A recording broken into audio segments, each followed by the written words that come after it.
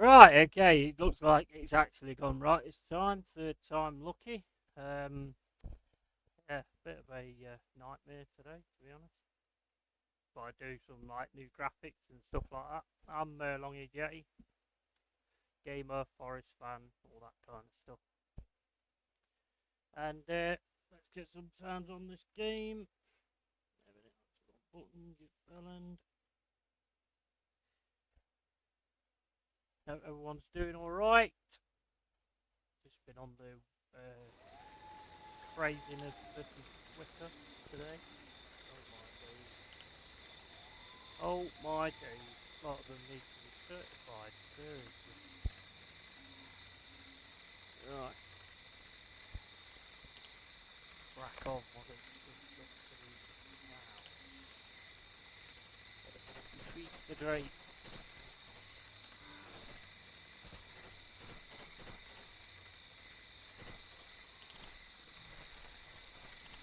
There just happens to be one. Baruch!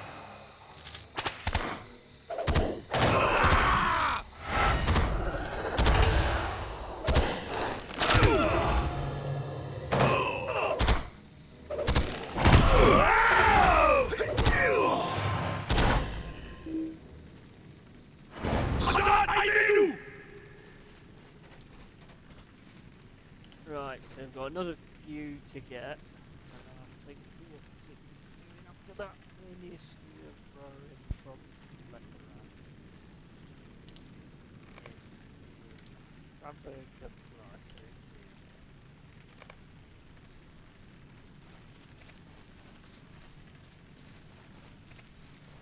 So let's find time. Found something.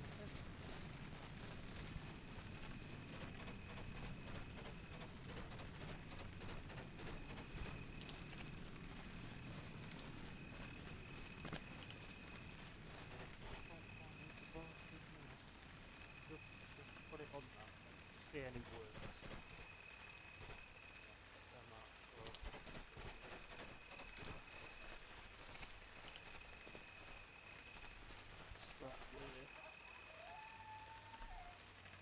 Oh, that's one.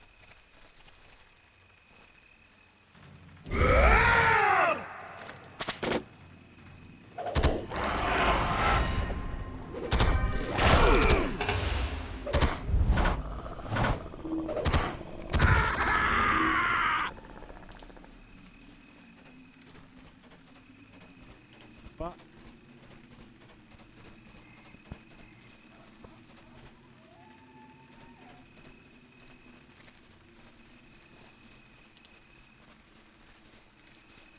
there he is.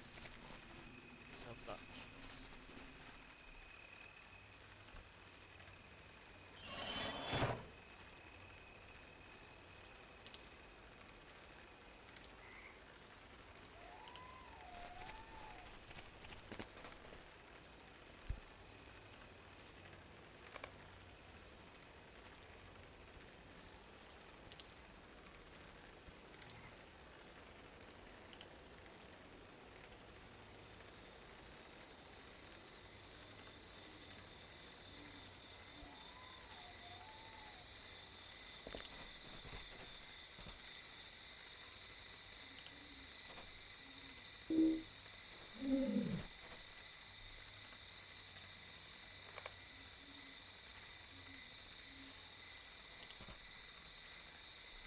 Holden did have a daughter, however, and she proved the salvation of her people.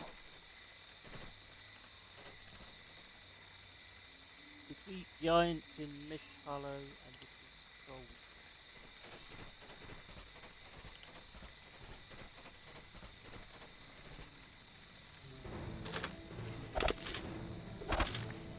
See any more than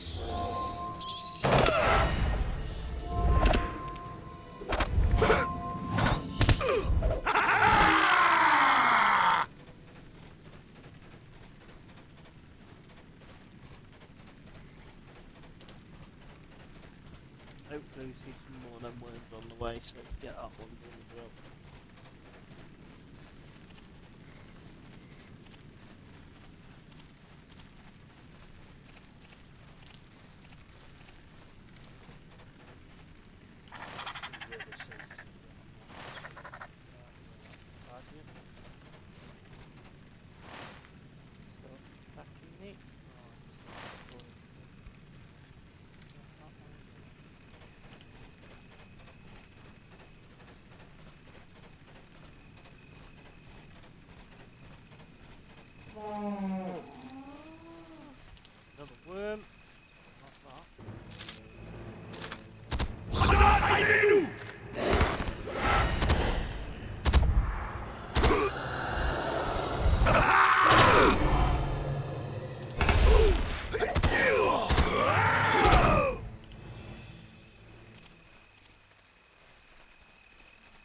7 more of them to get.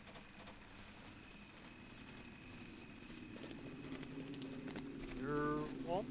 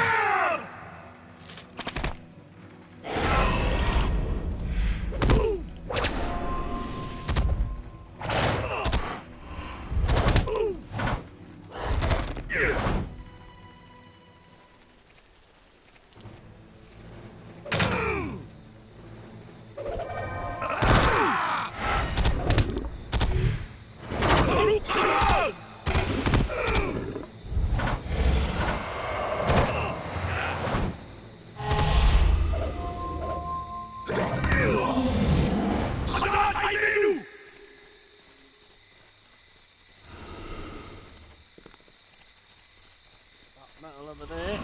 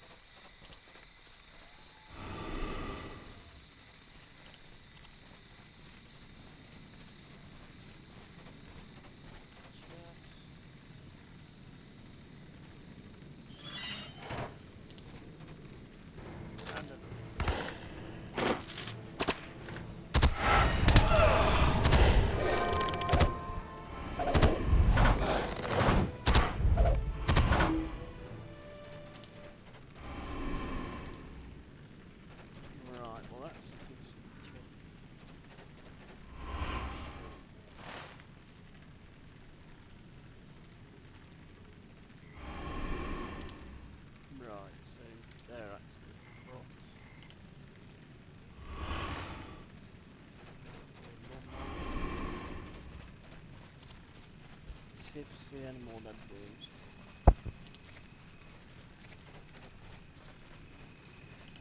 There they are.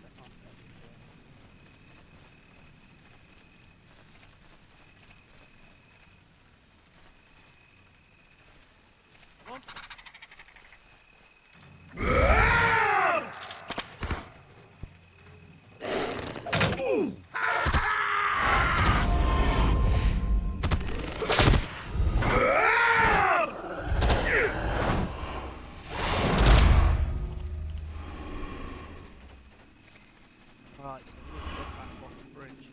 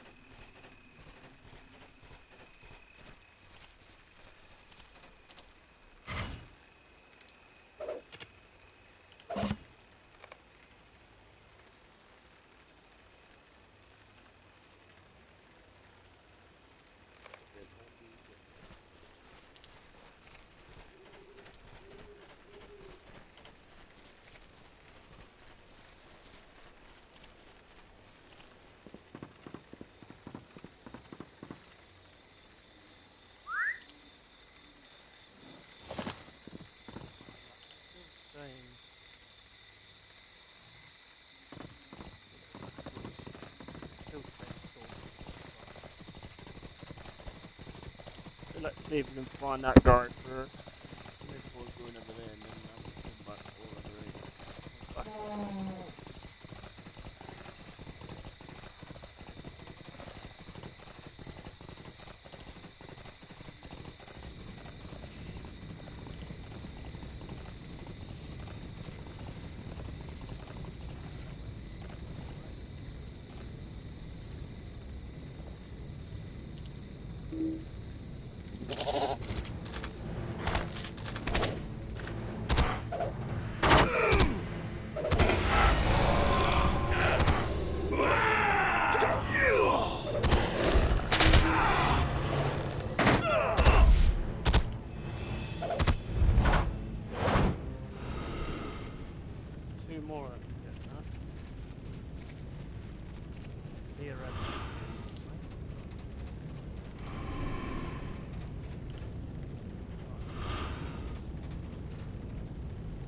Valhalla once stood here.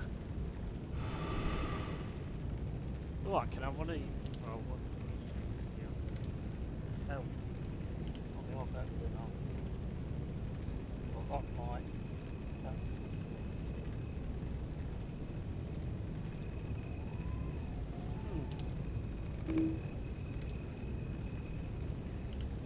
Do not have enough room in your baggage. Not be able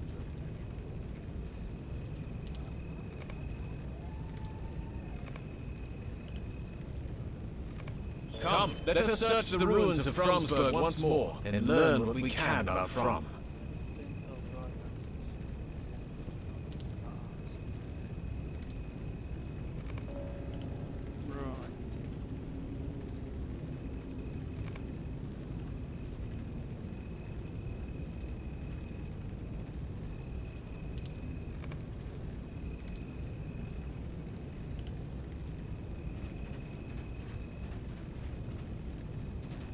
Not going to bother reading stuff like that.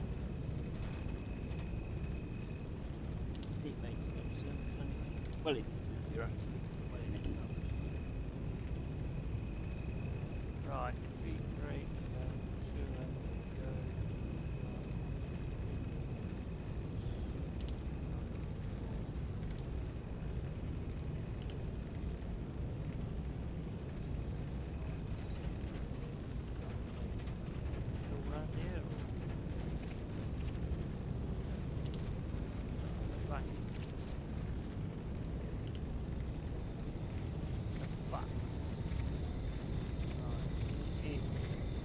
Worms.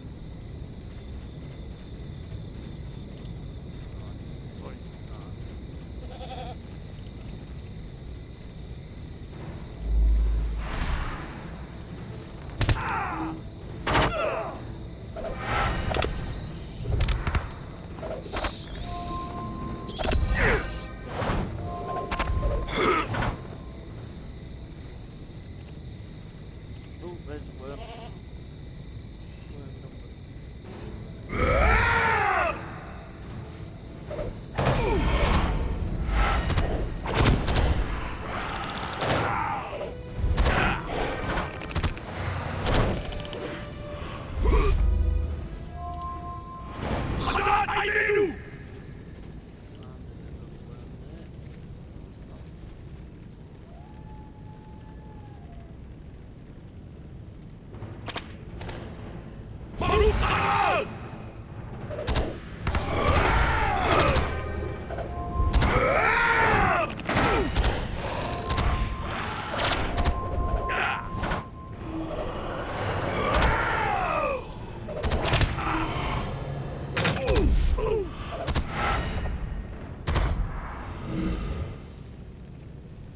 Right, so we've done all the worms, so that's good, that's that one out of the way.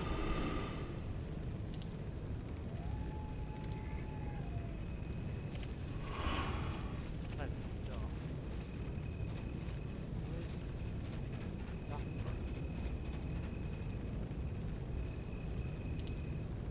Continue learning the instrument road. The end road. Well, that's the end road.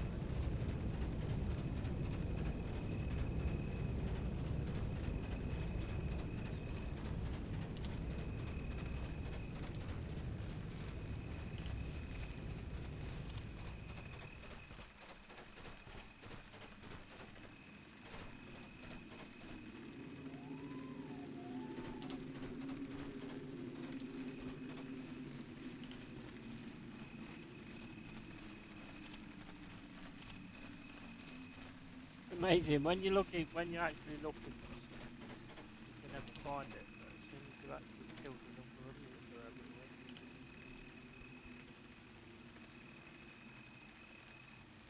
Bloody marvellous.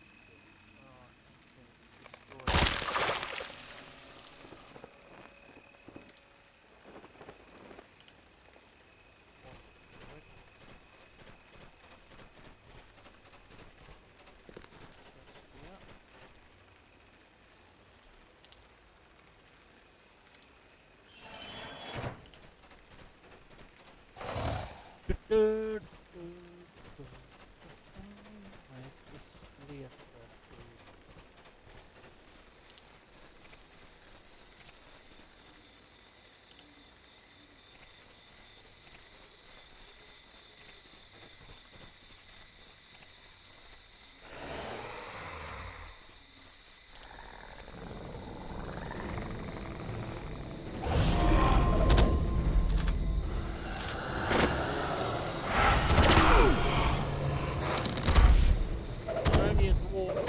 know, salmon run sort of.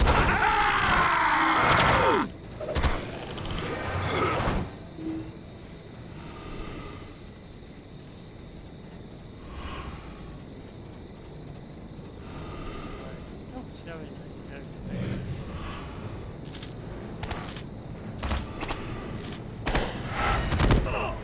Hey matey, how you doing? Doing awesome, brother, you alright? Have you got timber yet?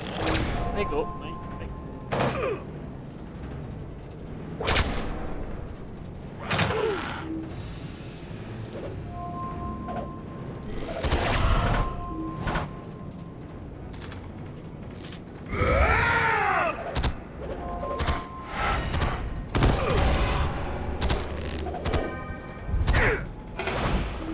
Seen a league, what is it? You're actually inside the temple. You're doing alright. Signing some what?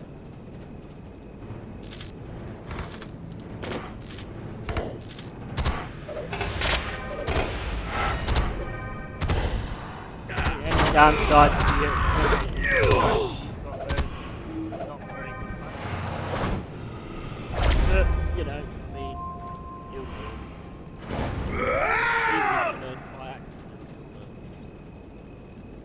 Hopefully this mic's working alright. Let me just check it actually. Make sure the mic's working. Yeah, it's working.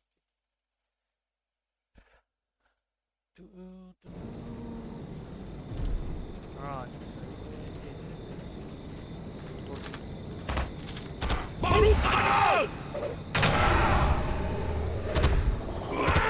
apparently payment terms are still yet to be agreed between Arsenal and West Ham over Declan Rice. Well, hopefully you don't mess it all the time. Wait. You've already got personal terms sorted out. Nothing finger growling everything. Yeah, I thought you'd already got personal terms sorted out, and that's sorted, isn't it? That's like a major thing, because I mean he's picked a shirt number as well, so I don't think there should be any issue.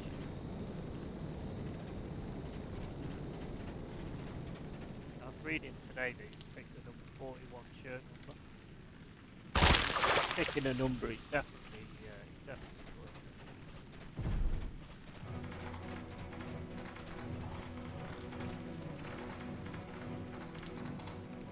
it.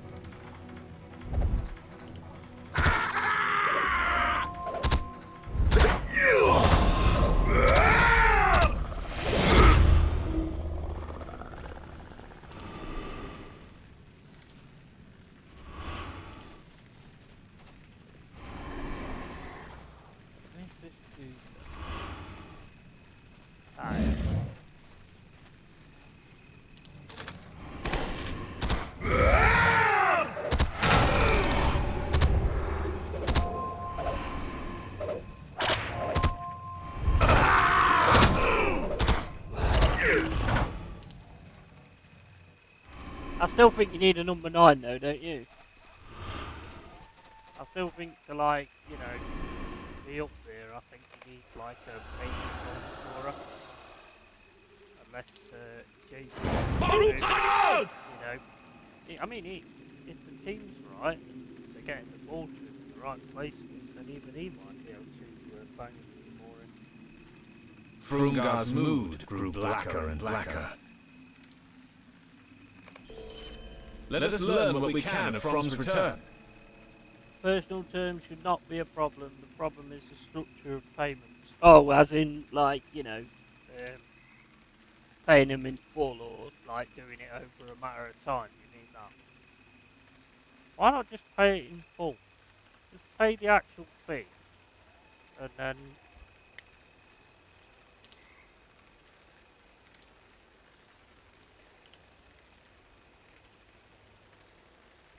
Is that what you mean? Like, say, I don't know, 50 now and then 30 later and all that kind of stuff.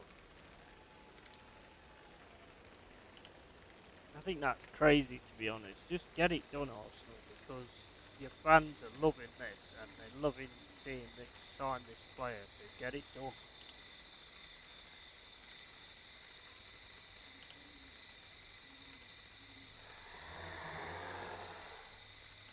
What's that there? Shattered mortal traces.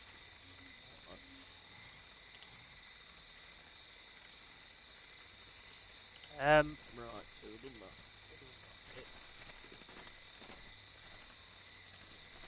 Who says dwarfs can't jump?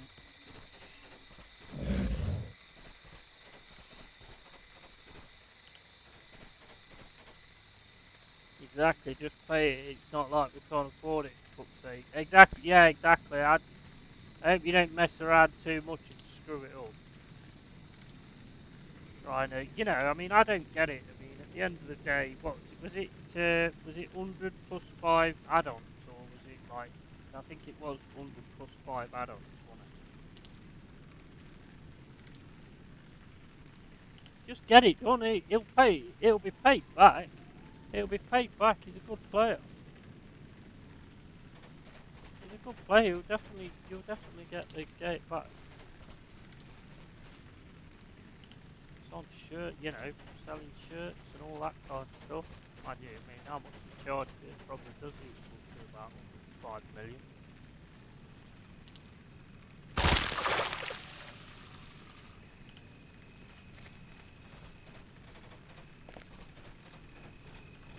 It's mad though, isn't it? When you think of the money, and then you think of that Man City got Haaland for like 50 odd. I mean, that's got to be the steal of the century, surely. Alfing Haaland for 50 odd.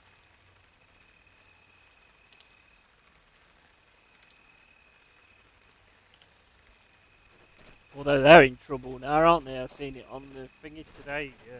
Apparently they've, I don't know much about it, but what I've read, they've paid, instead of the sponsorship paying or something, somebody from Dubai's paid 30 million instead.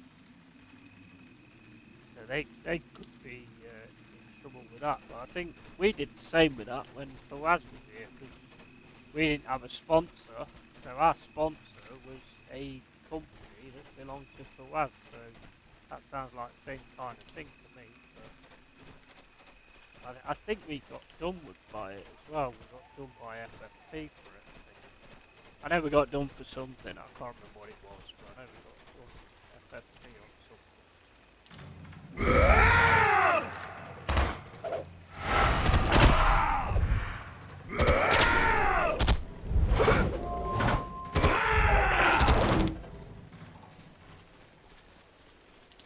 I mean, how amazing would it be to have the respect to the indigenous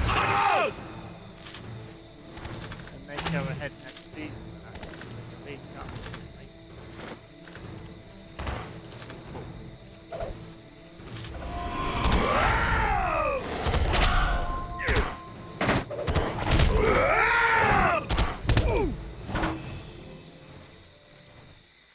what happened?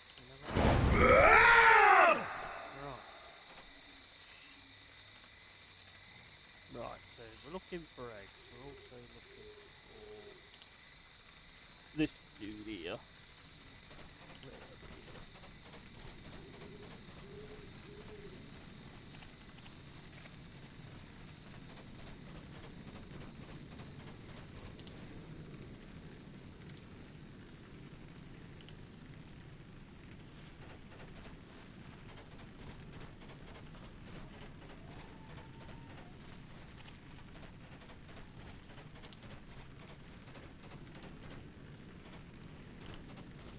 It shows me the arrow for a bit, and it just goes off.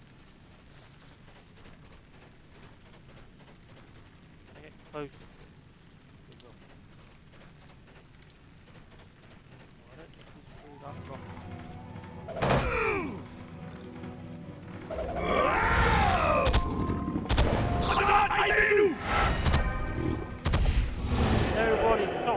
Right, so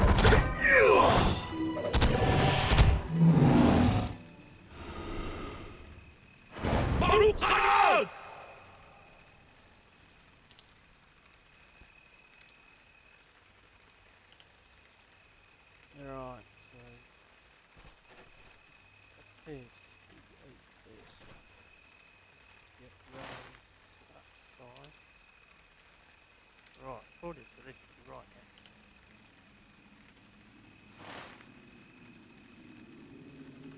So I must be blind to that unless still there.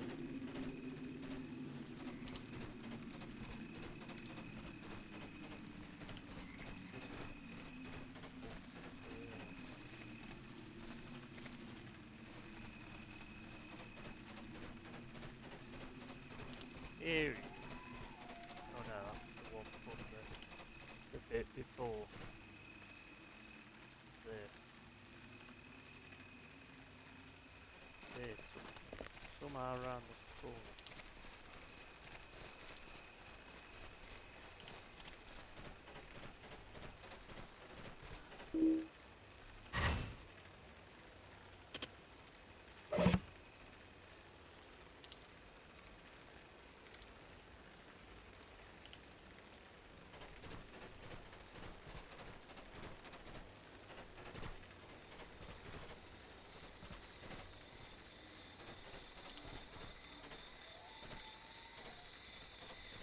Right, hey, that's good. I might find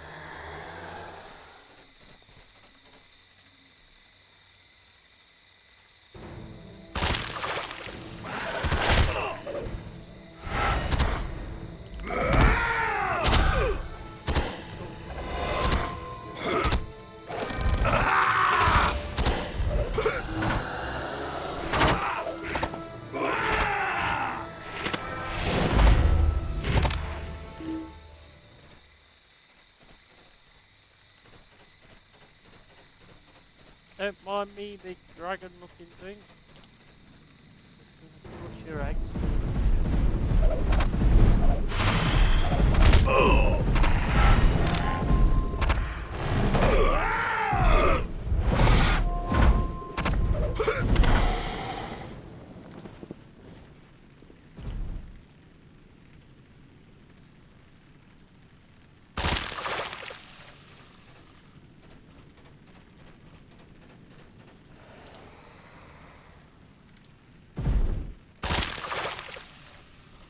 Six more eggs left there.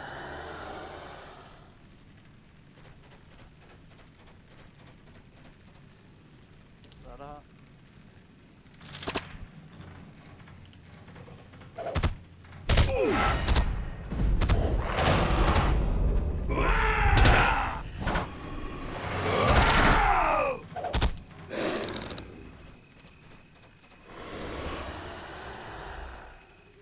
With him, Fromm bore 2 great sacks, which he poured out amid the rubble of his father's hall.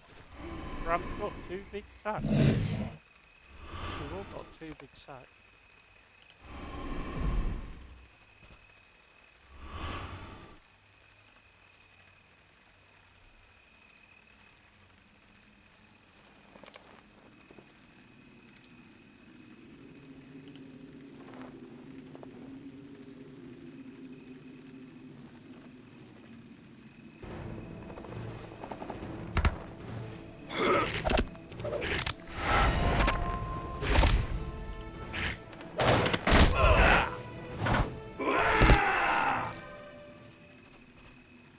Hey, I've not even seen you looking at any strikers either. Maybe he's got faith in, what's his face? Jason. How are you? I'm here. Dude, I'm here. Where are you going? Long way round. An archway there, mate. Just run straight through. Oh well.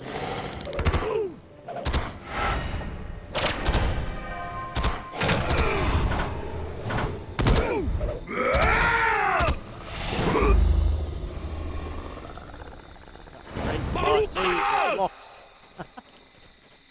Hard protection of your egg, mate. No, it's not there. Took it with it.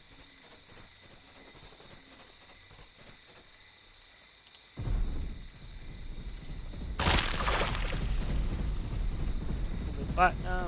Oh,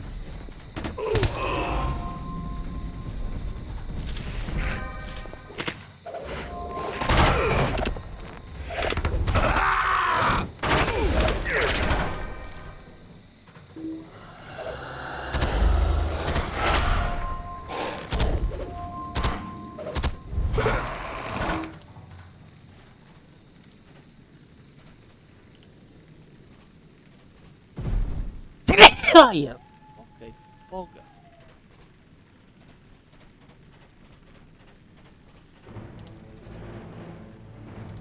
Back in the net.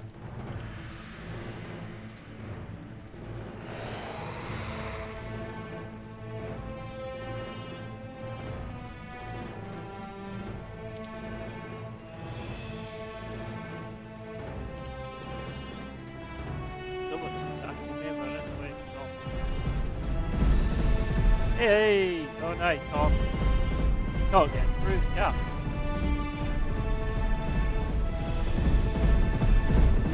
Go ahead, mate, I'm gonna do your face.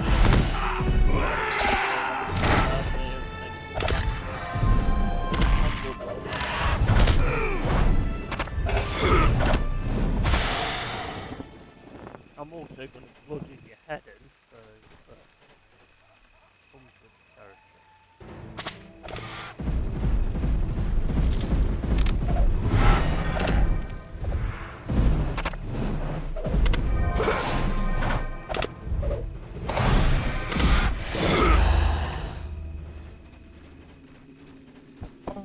No, right there.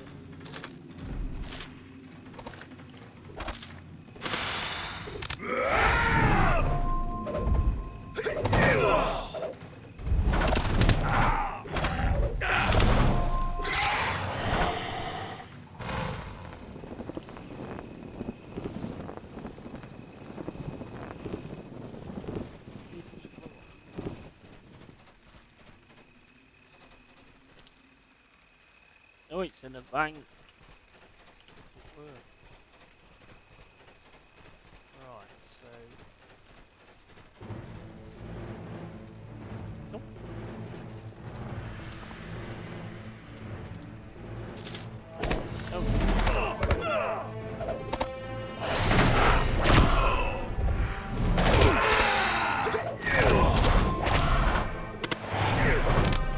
This time, I'm worked out.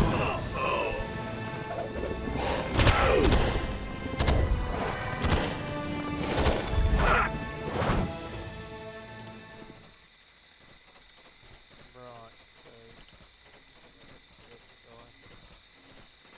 Oh, shit. That's a big drop. Nearly run off the end of it. Right. That is gesture of that.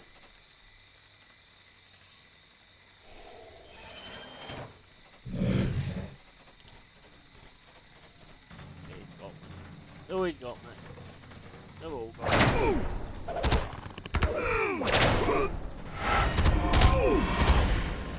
Taking it off.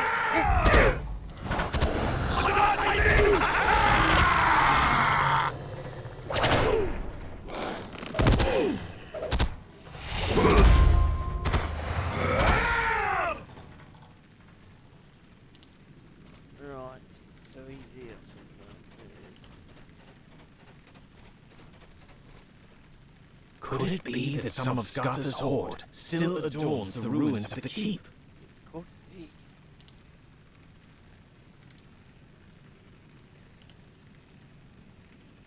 Could it be that Declan Ross is still inside for us? Yes, yes. Very much could be. Alright.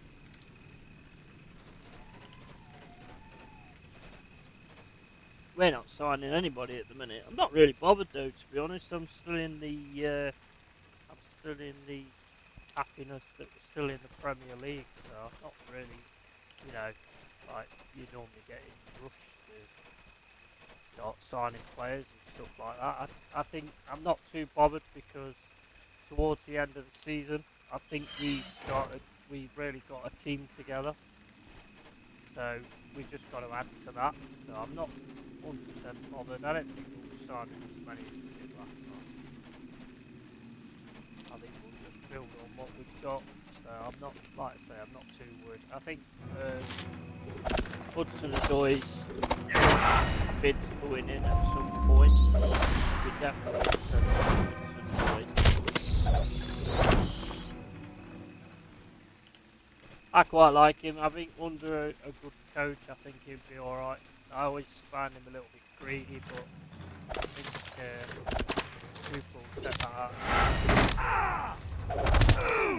He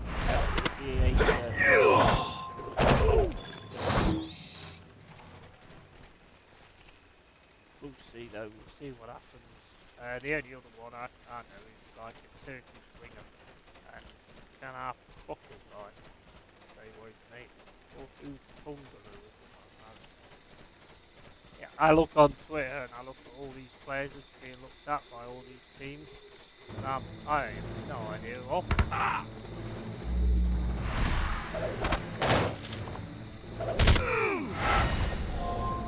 Never even heard of him. Never even heard of that King Tank that we're supposed to be looking at.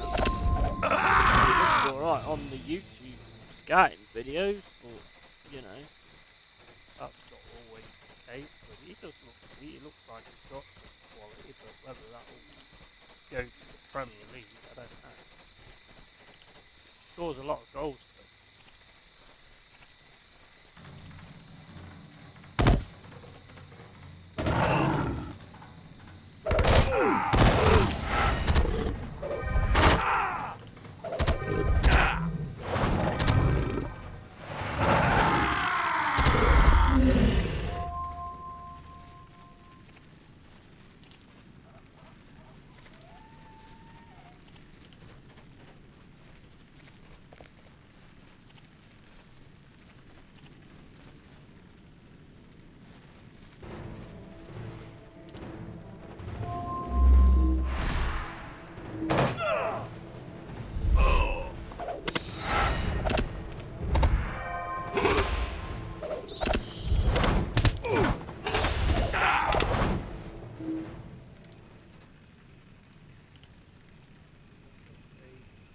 Not got any room at all.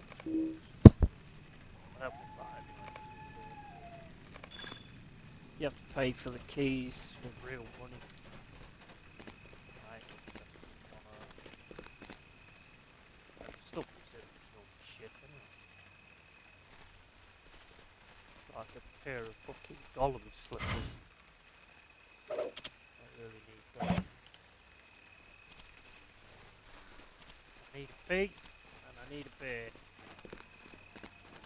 So I'll be back in a second. Hopefully not to get attacked or anything. Alright, there's no enemy up here, I don't think. Right, we're back in a sec.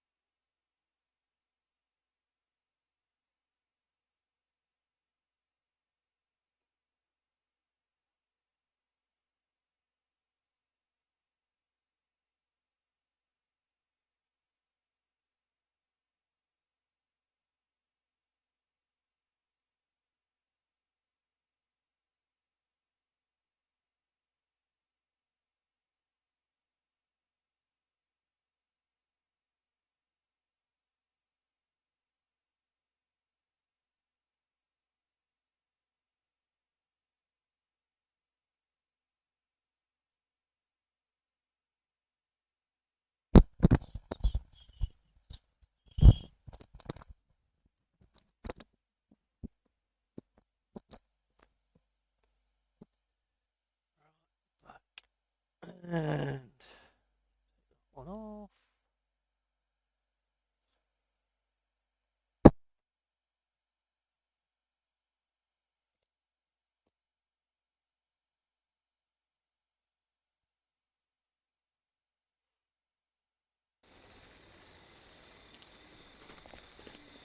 Open it in inventory.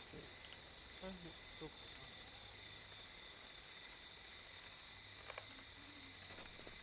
Right, locate ancient adornment of Cranberry.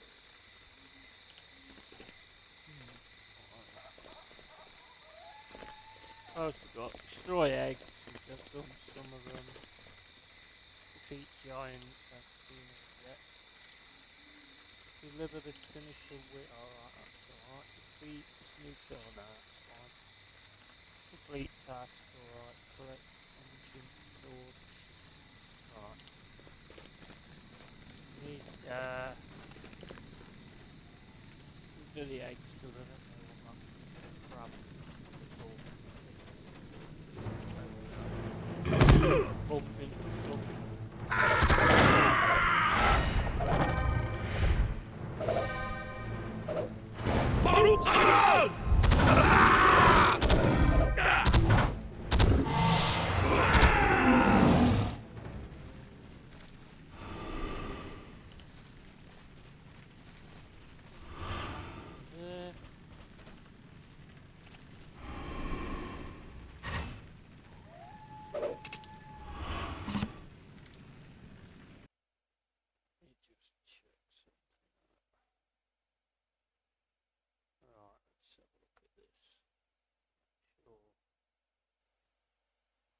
Volume's alright.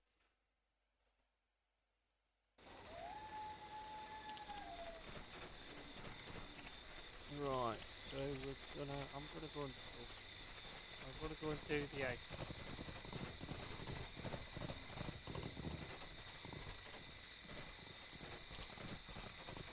Sort the eggs out first, get that done.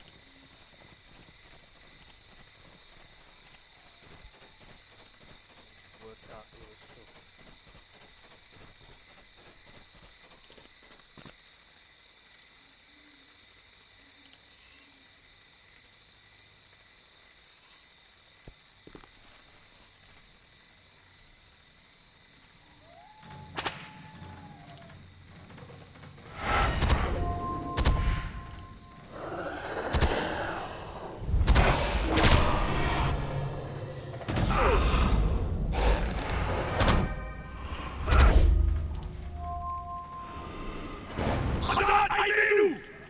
Keep missing that friggin' turn the tables.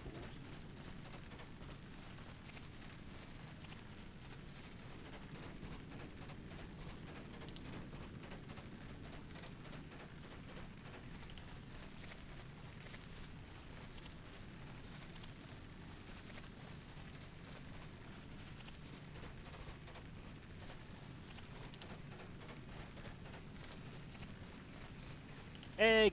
Eggy, eggy, egg.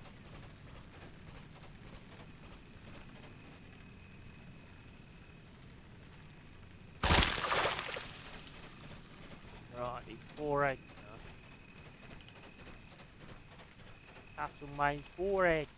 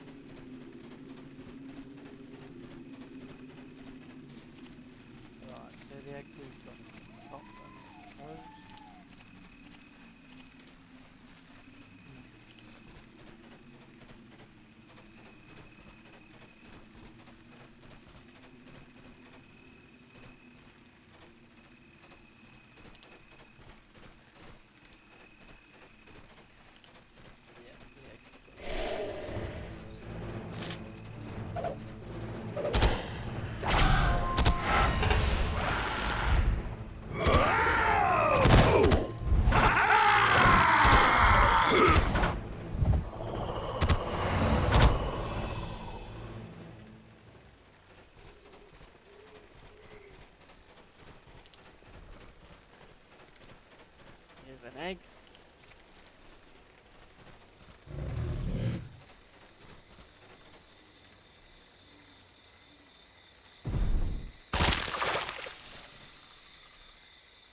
Chest.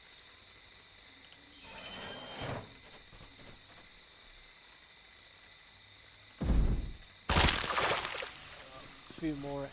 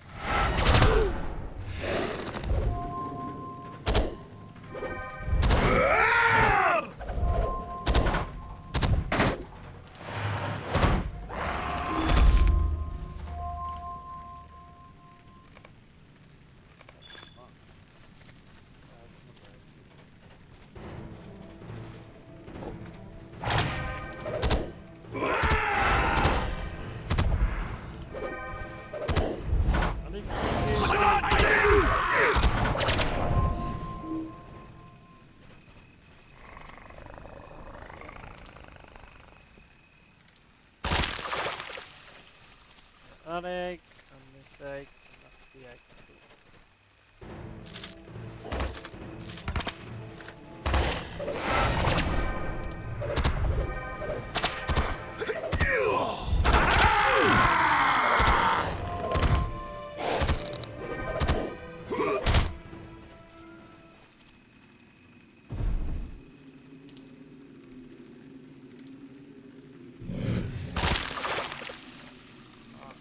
Done.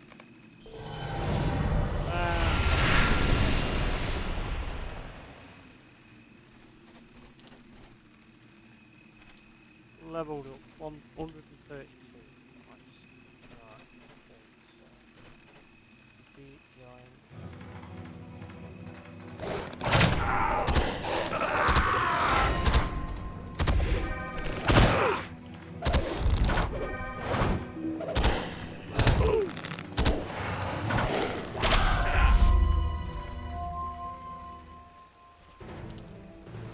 Freaking hell.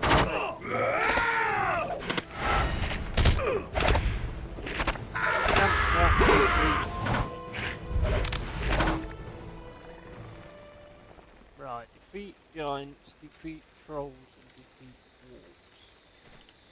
Then you've got locate ancient things of travelers. Yeah, set that one off to there we go. There we go. Right, so let's have a look for this because I don't know where the wolves are. Right. Wolves and that are down here, obviously.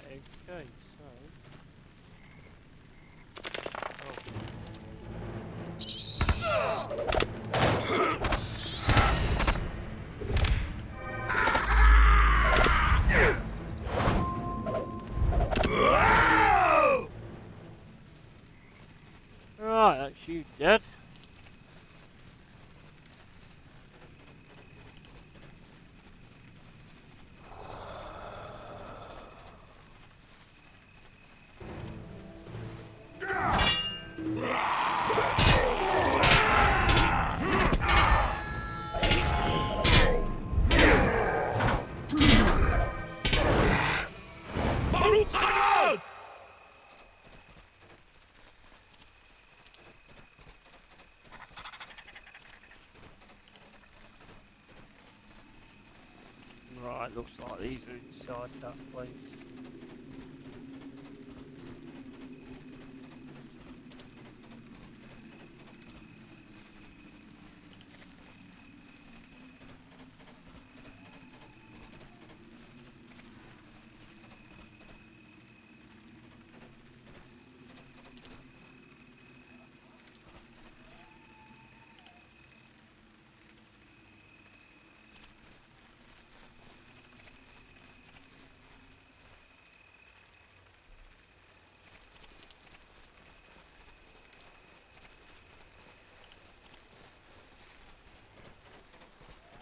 Yeah, looks like he's inside here.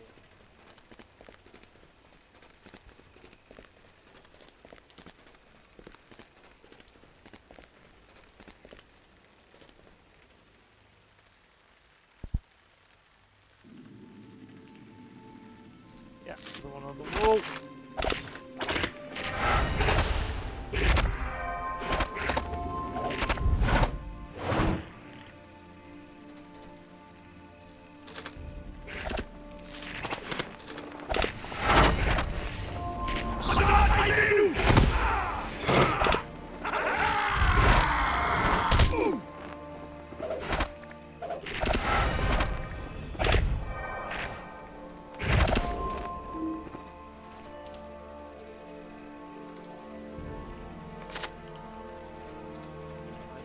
One.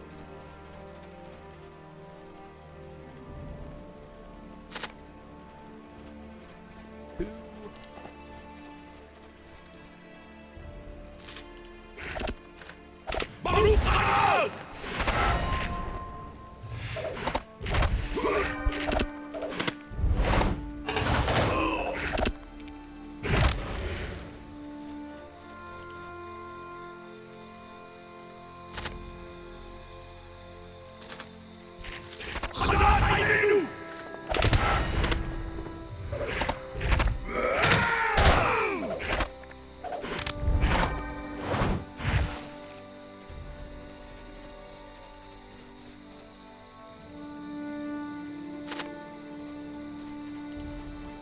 Right, many more here.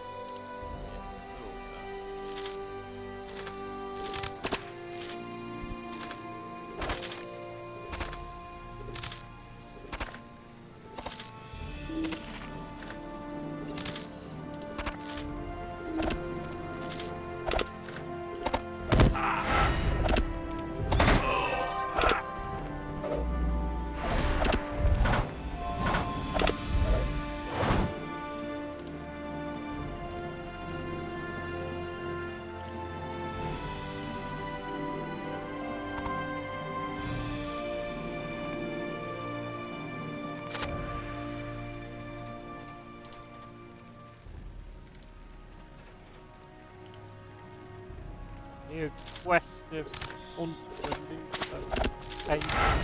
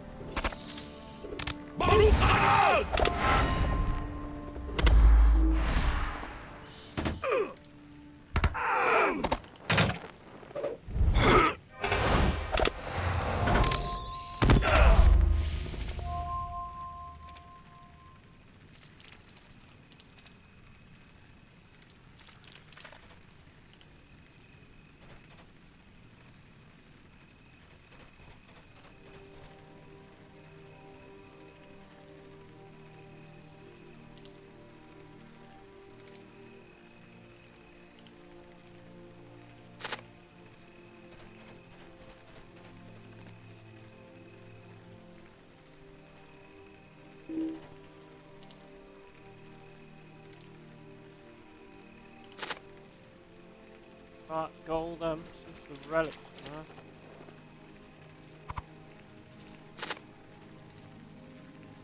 Only need 3 of them.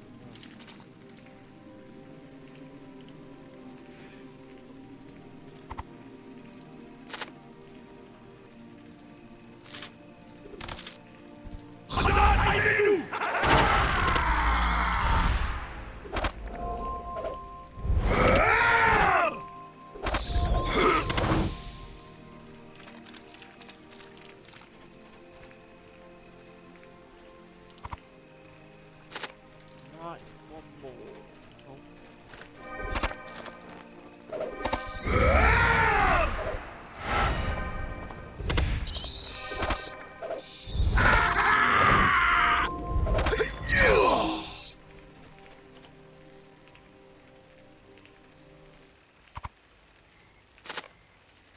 Right, is that done? Bring the relics to his soul. Got to the thread near the keep at Bramsburg. So we do the Bramsburg bit first.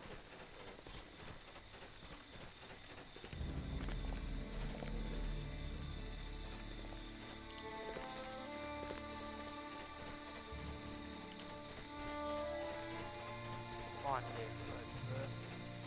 So that'll be that.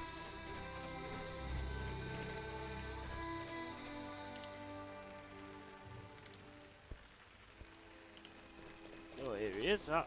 See you, mate? Right outside. Good lad. Good lad. Let's have a look here. I've been there for 6 days, so you know what? I'm pigging out today.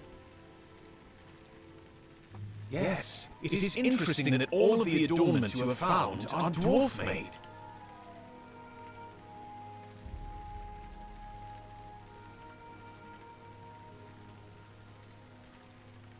Oh, what you got against dwarves? You have a problem.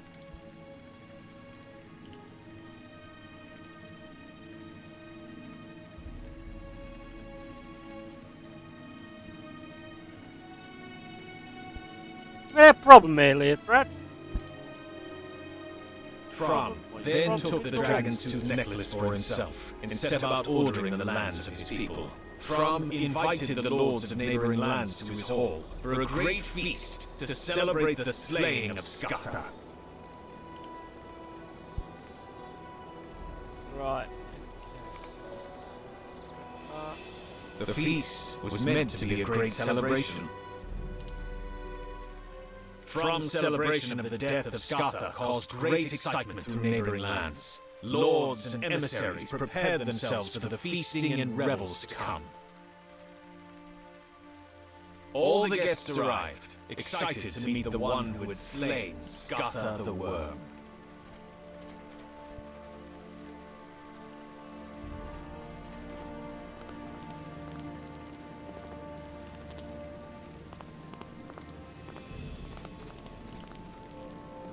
How you doing?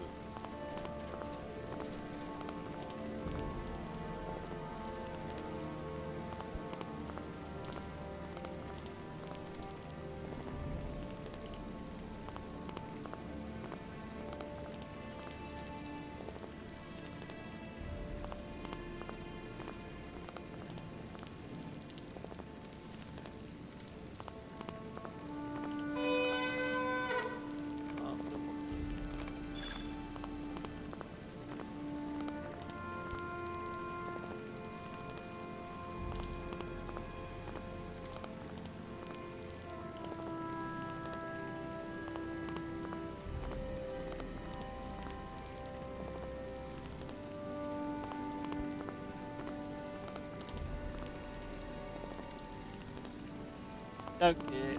Don't care. Still don't care.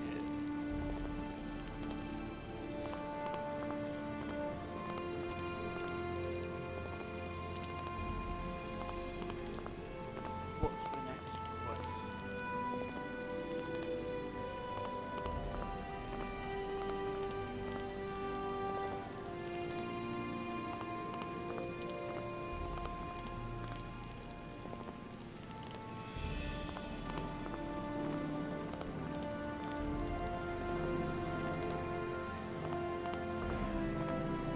still listening.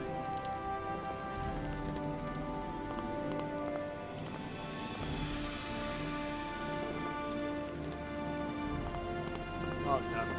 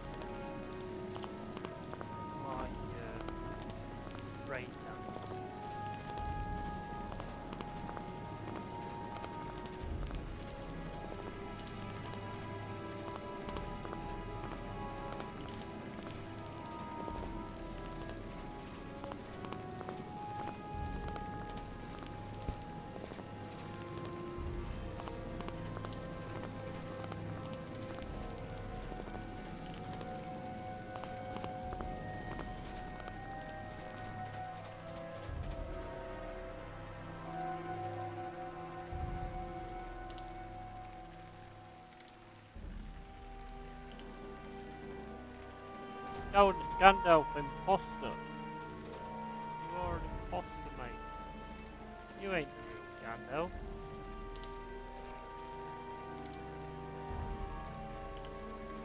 You shall not pass.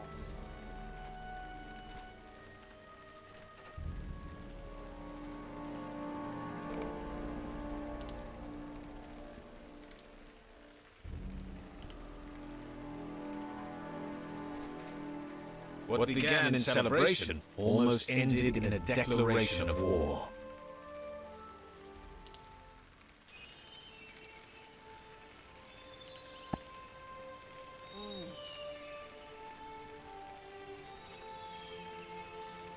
Where's the task force?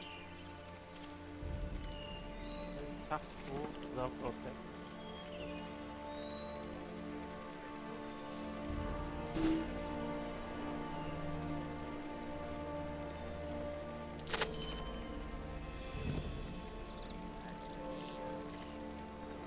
Sorrowing at the failure of his own wisdom, the Grey Wizard returned to Fromabog, bearing grim tidings. What do we want? That's the higher might talent.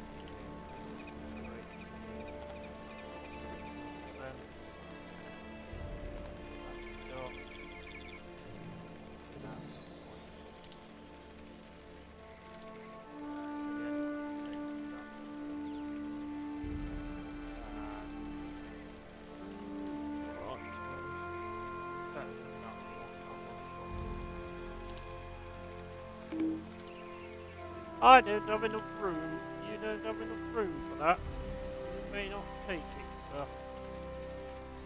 If you want it, sir. Off. If you want it, up against the tree, sir. Right. Off. What's that? That lock. Level 24.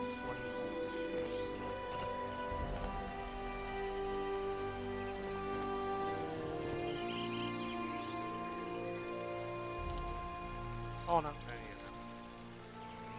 Sharp.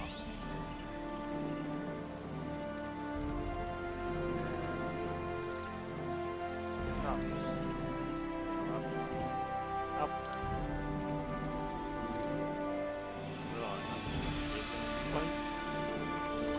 I believe that it is the right time in this tale to begin following in the footsteps of Skaka. Put it on there. Got that one there. Big shit. Look. Let's have a look. More white. More white current. Got no strength. So this is great.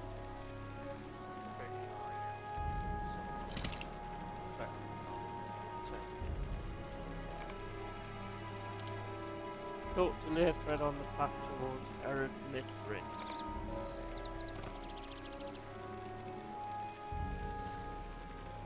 Journey to the Erud.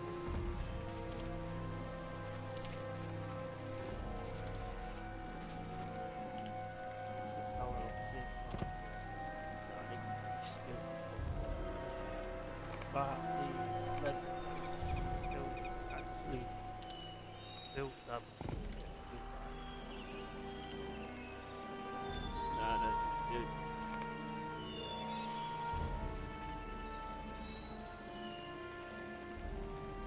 What's up then?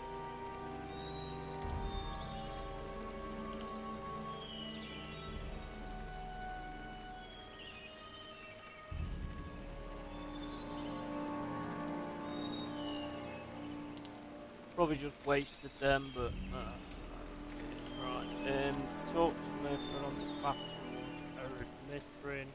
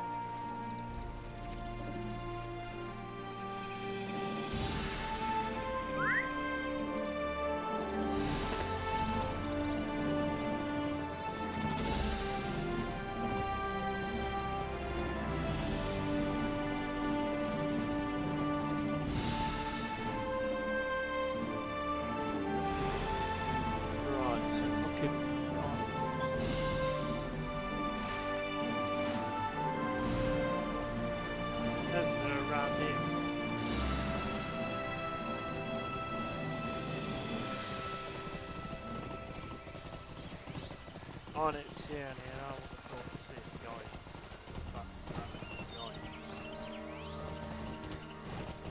Oh, shit. Wasn't there before.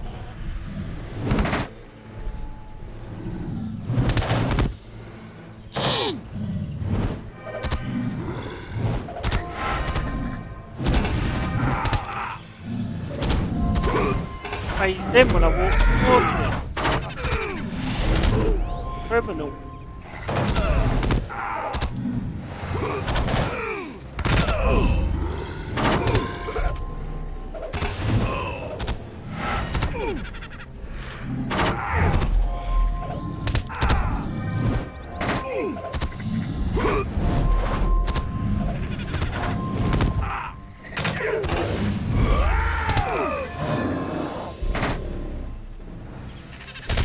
What is that?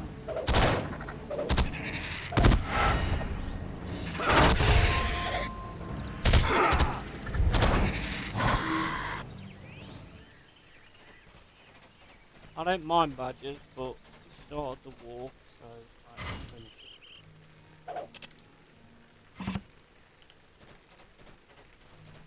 Plus a badger's the only thing smaller than me, so yeah, I can get back. Right, anyway. So what? Defeat giants.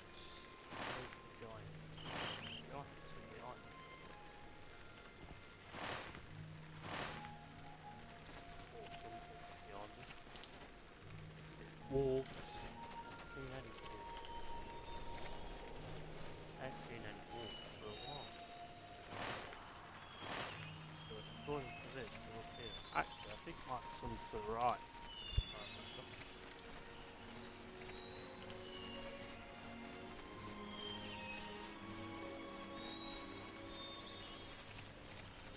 So that's good.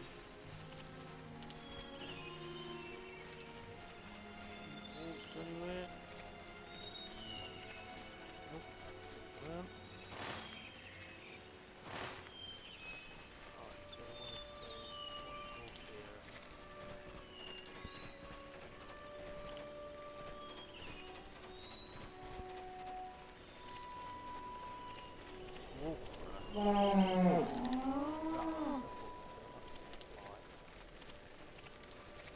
That's an organ, is it? No, something.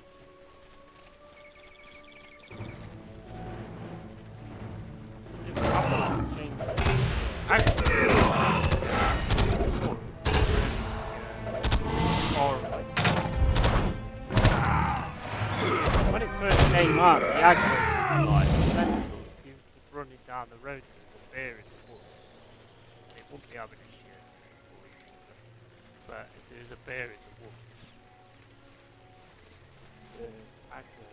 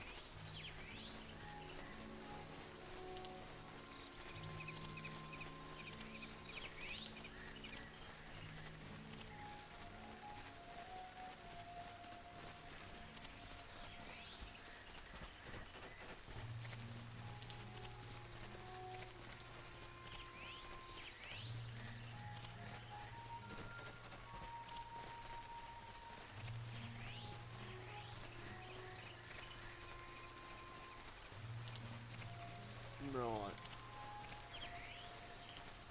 This goes off to the right. I might find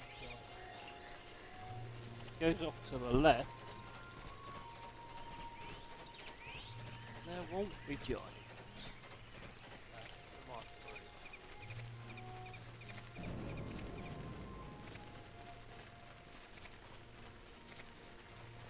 I hear big noises. Could be giants.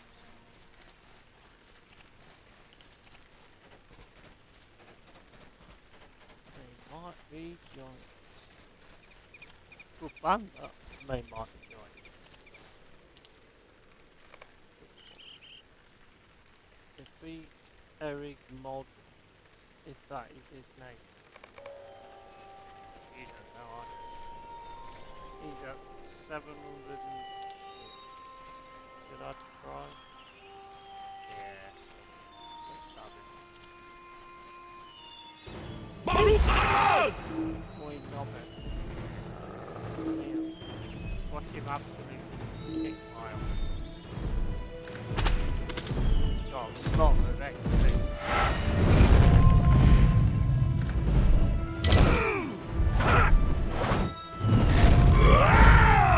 Looks like normal.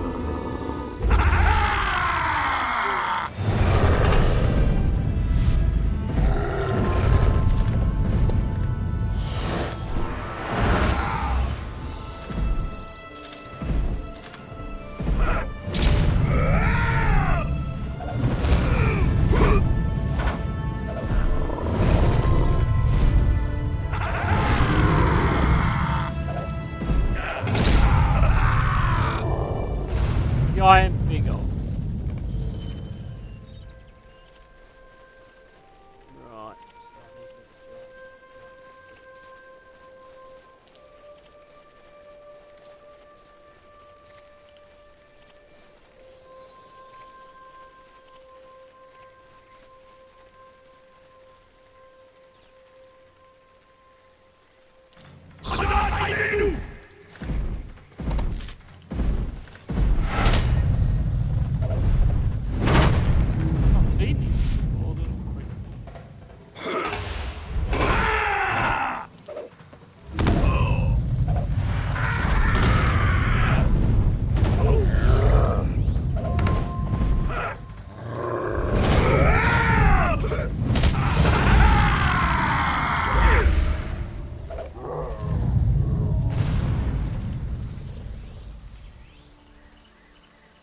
That'll for orange can chocolate. Right, so we've got return to Framberg.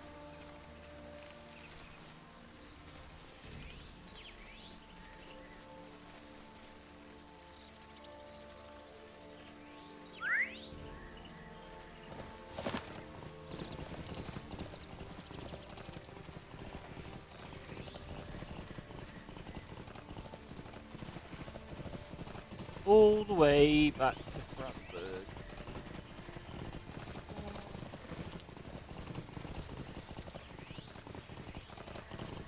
What a fucking liberty.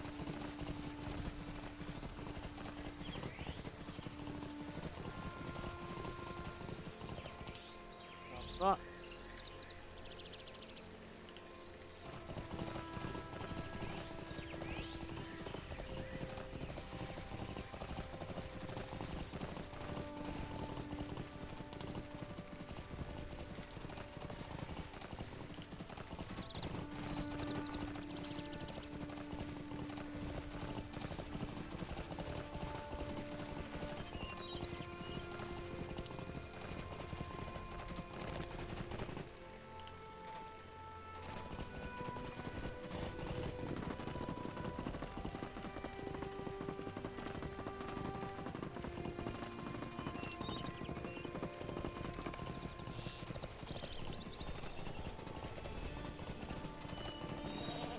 right, where is it? Nice.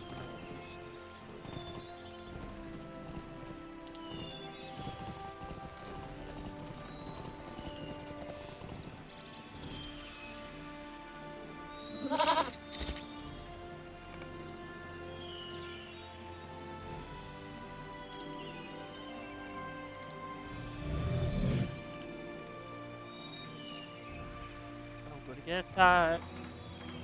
My story's going on. Hell.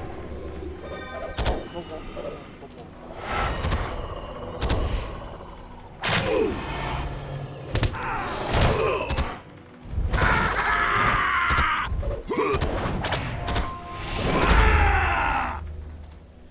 Right, continue your story, don't worry. It's like happening while I get attacked.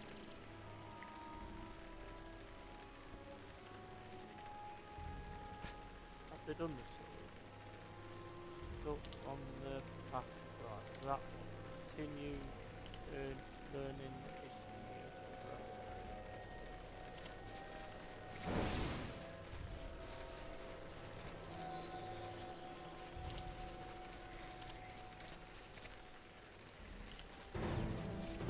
Yeah, definitely done the aggro. Oh, you're fast, you're fast, you're fast. Yeah, no, it's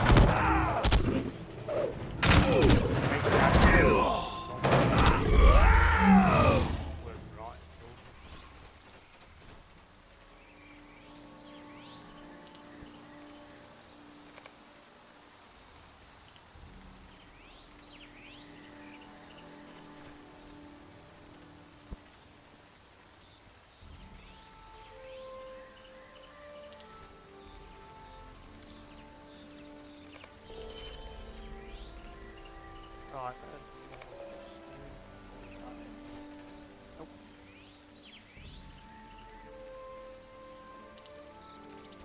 Learn the history.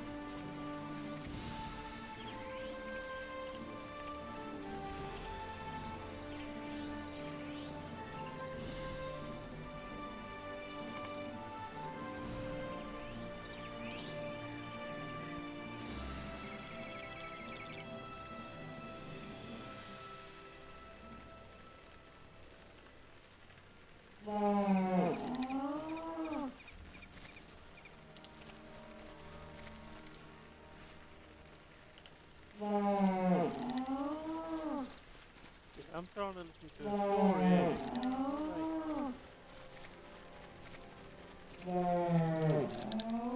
Piss off.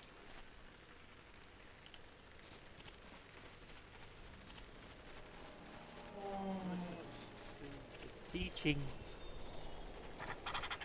Teachings of the Leo Dread.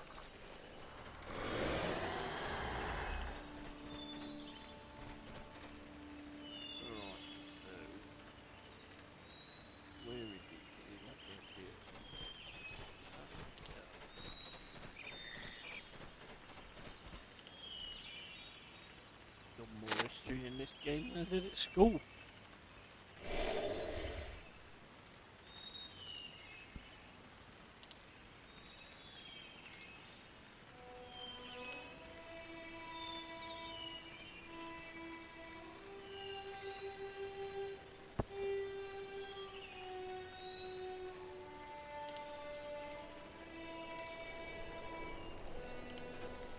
Right, so herbal hernia.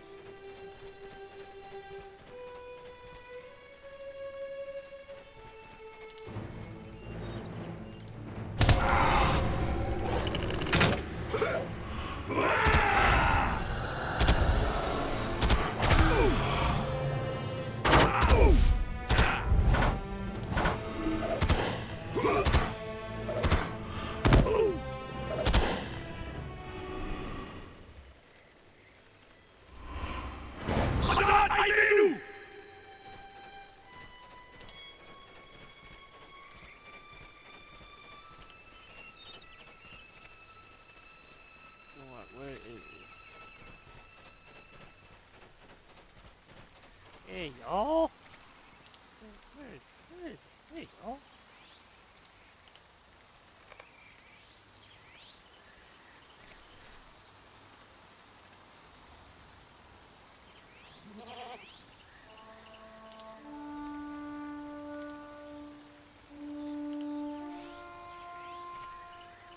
I can jump higher than you.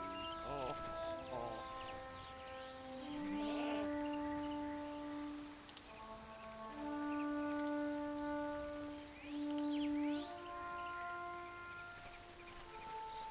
Right, so up here for the forest track.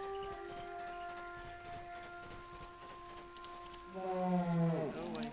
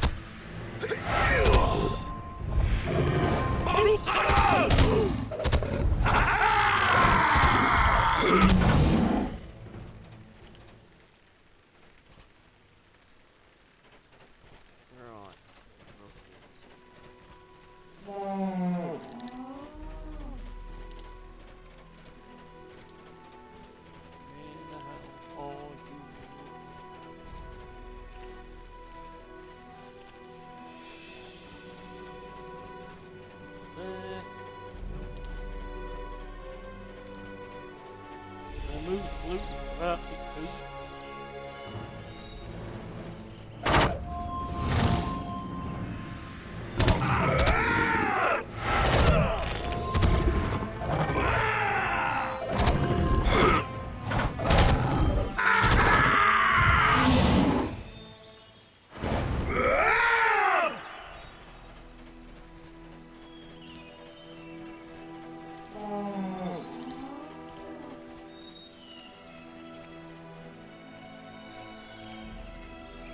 Yes, on bridge end. The bell end is on bridge end. Kendrick the Worthy proved an exceptional lord, a mighty warrior and a noble bridge. Might do. Couldn't have everything else.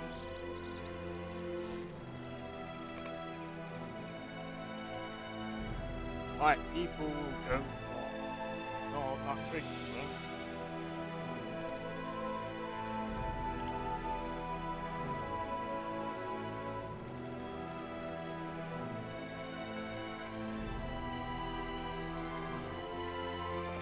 Return to heat skill set to rest. No, yeah, to rest.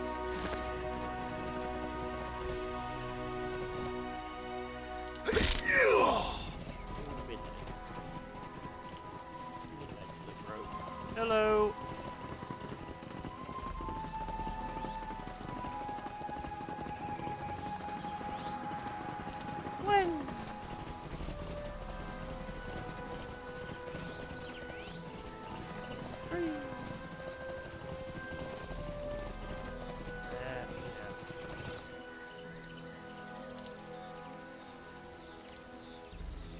grab that. Hopefully he gets to do some crafting at some point.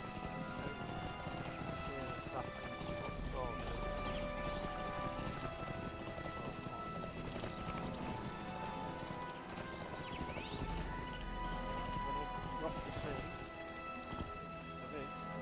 Kendrick let it be known that the Aeltheon had need of broader fields in which to roam. I am now well rested and ready for the day ahead. You're well rested. It's me that's done all running around. Not the bar. Right, you're well rested. That's just smacking with his axe. Right, anyway. Get to the loo.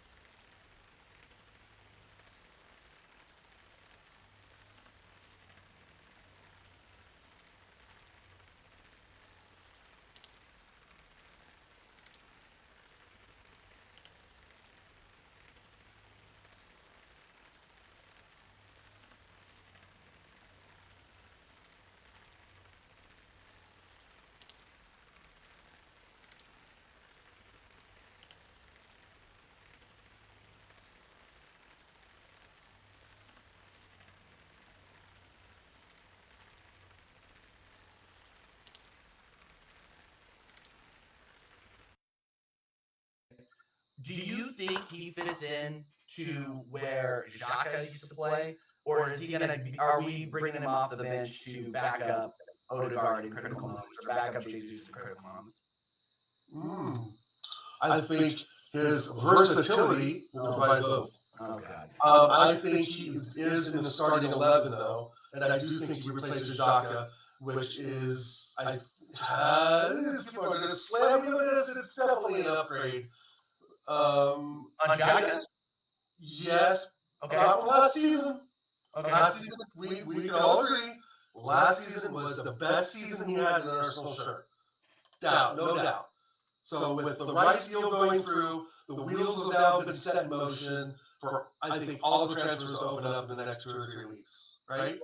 We were waiting on Rice, we were waiting on Mount, and those two have happened, and so everything else is going to open up. But Chelsea have also unloaded 6 players as well. We can talk about that maybe next week or something. Yeah. However, Havertz does fit in the system because I think he's a better Granit Xhaka at doing Granit Xhaka things. Now, meaning Granit Xhaka does vertical, passes the ball backward, passes it laterally, he won't run up in the box. I'm talking about the old Xhaka, right?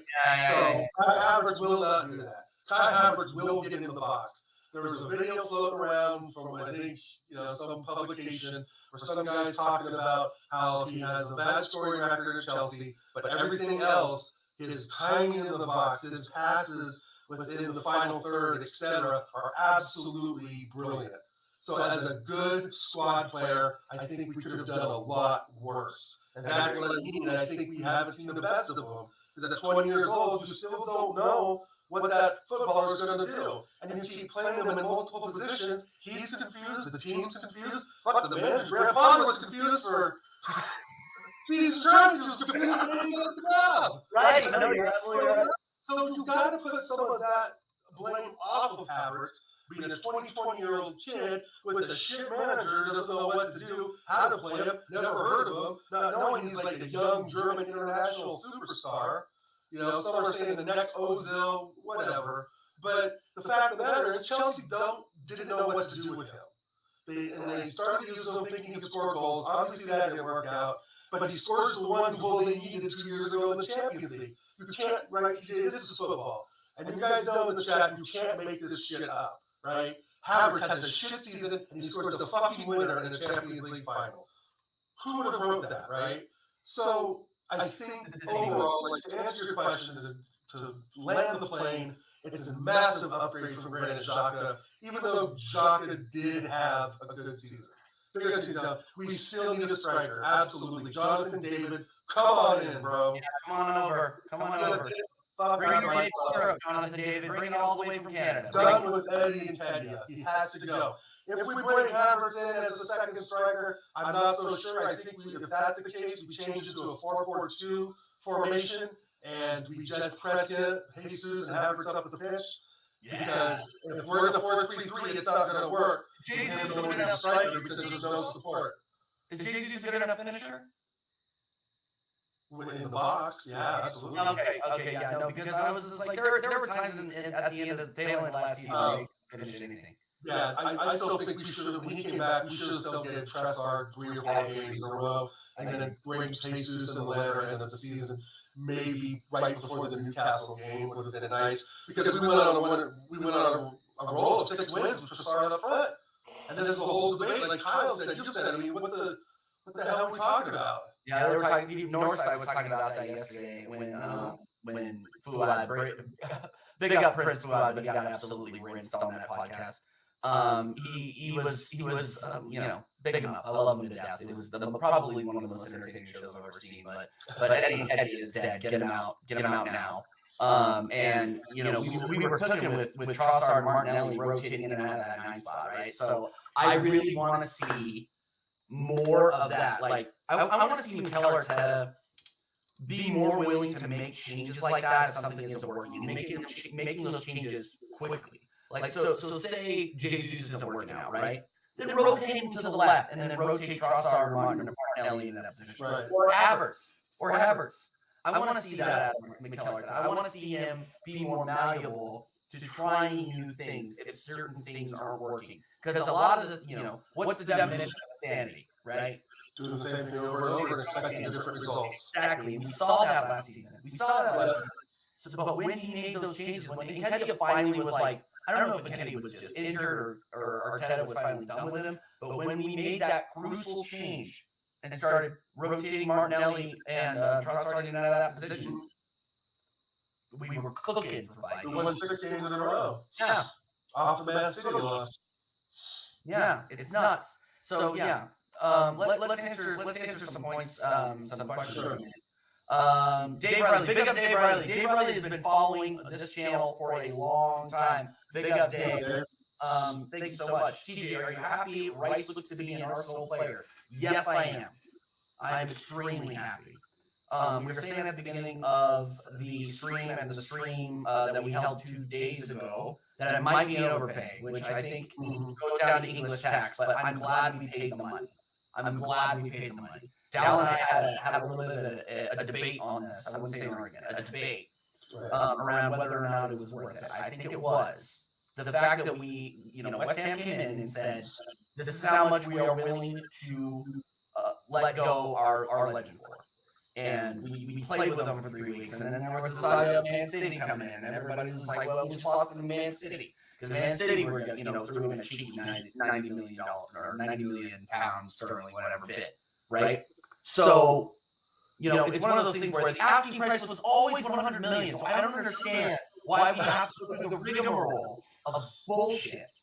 And I know, and we're reining back the language here, but the rigmarole of BS that we had to go through to get this done, where it wasn't necessary. We always knew what the deal was. We always knew what the deal was. Well, Connor and Jamino called it from day one. Yep. Well, their thought was that the rice deal wasn't going to get done until the end of August, and luckily that turned out not to be the truth. But you're absolutely right. Ed who goes about business. Oh no, but some of this is new to myself and to many other people in the chat, and even I know you, TJ. I've followed the club now for 23, 24 years. We've always played this game of not letting the opposition know who we're looking at signing. When everybody knows who we're looking at signing, BBC Sport puts it all over the news, cable news, etc. The Sun, all the papers back in England, they know who our targets are. Like, the leaks get out. So it used to be funny when Wenger used to say, well, I can't, disclose that information on signings. And then the next day, we would sign the same person we talked about signing a week ago. Right. So, this whole, like, playing cloak and dagger with the signings is bullshit, especially now in the internet age and so forth. But with regards to just, signing someone like Rice and paying that money, what it does is it puts us in that level. Right? It puts us up in that level that we can spend 9 digits on the player, that we have the capability and the financial backup to do that. And that at least that it's good to know that the Cronkies probably are able to recognize that as well. So this could have been a cash injection, right? Or like Jez has said, that you look at the coffers, it's online, it's available to the public. Maybe the money was already there in the coffers, or like I said, it could have been an immediate cash injection by the Cronkies, which I would like to believe is even a better story, right? That, hey, we need this player. Josh Kroenke calls Dad calls his assistant. Bam, there's the money, right? So, but besides that, it puts us again in a level to let the world of football know that we can compete in that 9-digit budget category. We can look at $100 million players, but I still think we're going to be very selective on who they are. Obviously, we're not just going to sign Tom, Dick, and Harry for $300 million, right? So we got to really look at, see the valuation of these. But it just puts us in a category that I'm really happy for. I'm glad that we're breaking the British transfer record. That it's us. As long as the money's there and it's not my money, spend it. No, I agree. I think that he's a player of quality that is worth taking that risk on. To be honest. Yeah. Finally, and this is Carl Rossi. You are 100% correct. He says that I do agree with 100%. Us spending $100 million shows us muscle change. I agree with both you and Dow. We are showing some intent here. Intent. We want to compete. This is what our friend Lee said. This is what we smashed Highbury down for. Right. We are now competing with the big dogs in terms of getting transfers over the line. Okay, that is a big thing. And I go out of my way not to take too many of Lee's lines because he's an absolute legend. Right. But at the same time, like I can't agree more. I couldn't agree more. It's the same thought process that you're on. I'm on. Many people that we're involved with in our community are on, in the chat, obviously, and so forth. You've got to critically be able to think about things. And going with the Arsenal AFTV bullshit narrative, what's that really gotten us? Nowhere. Yeah. Right? Jamino, there's two sides to the point, man. Jamino, you're killing me. You're killing me. This is a little bit of a biased comment, I think. Well, Arsenal not very well. And he knows that at any time, there's a very good point.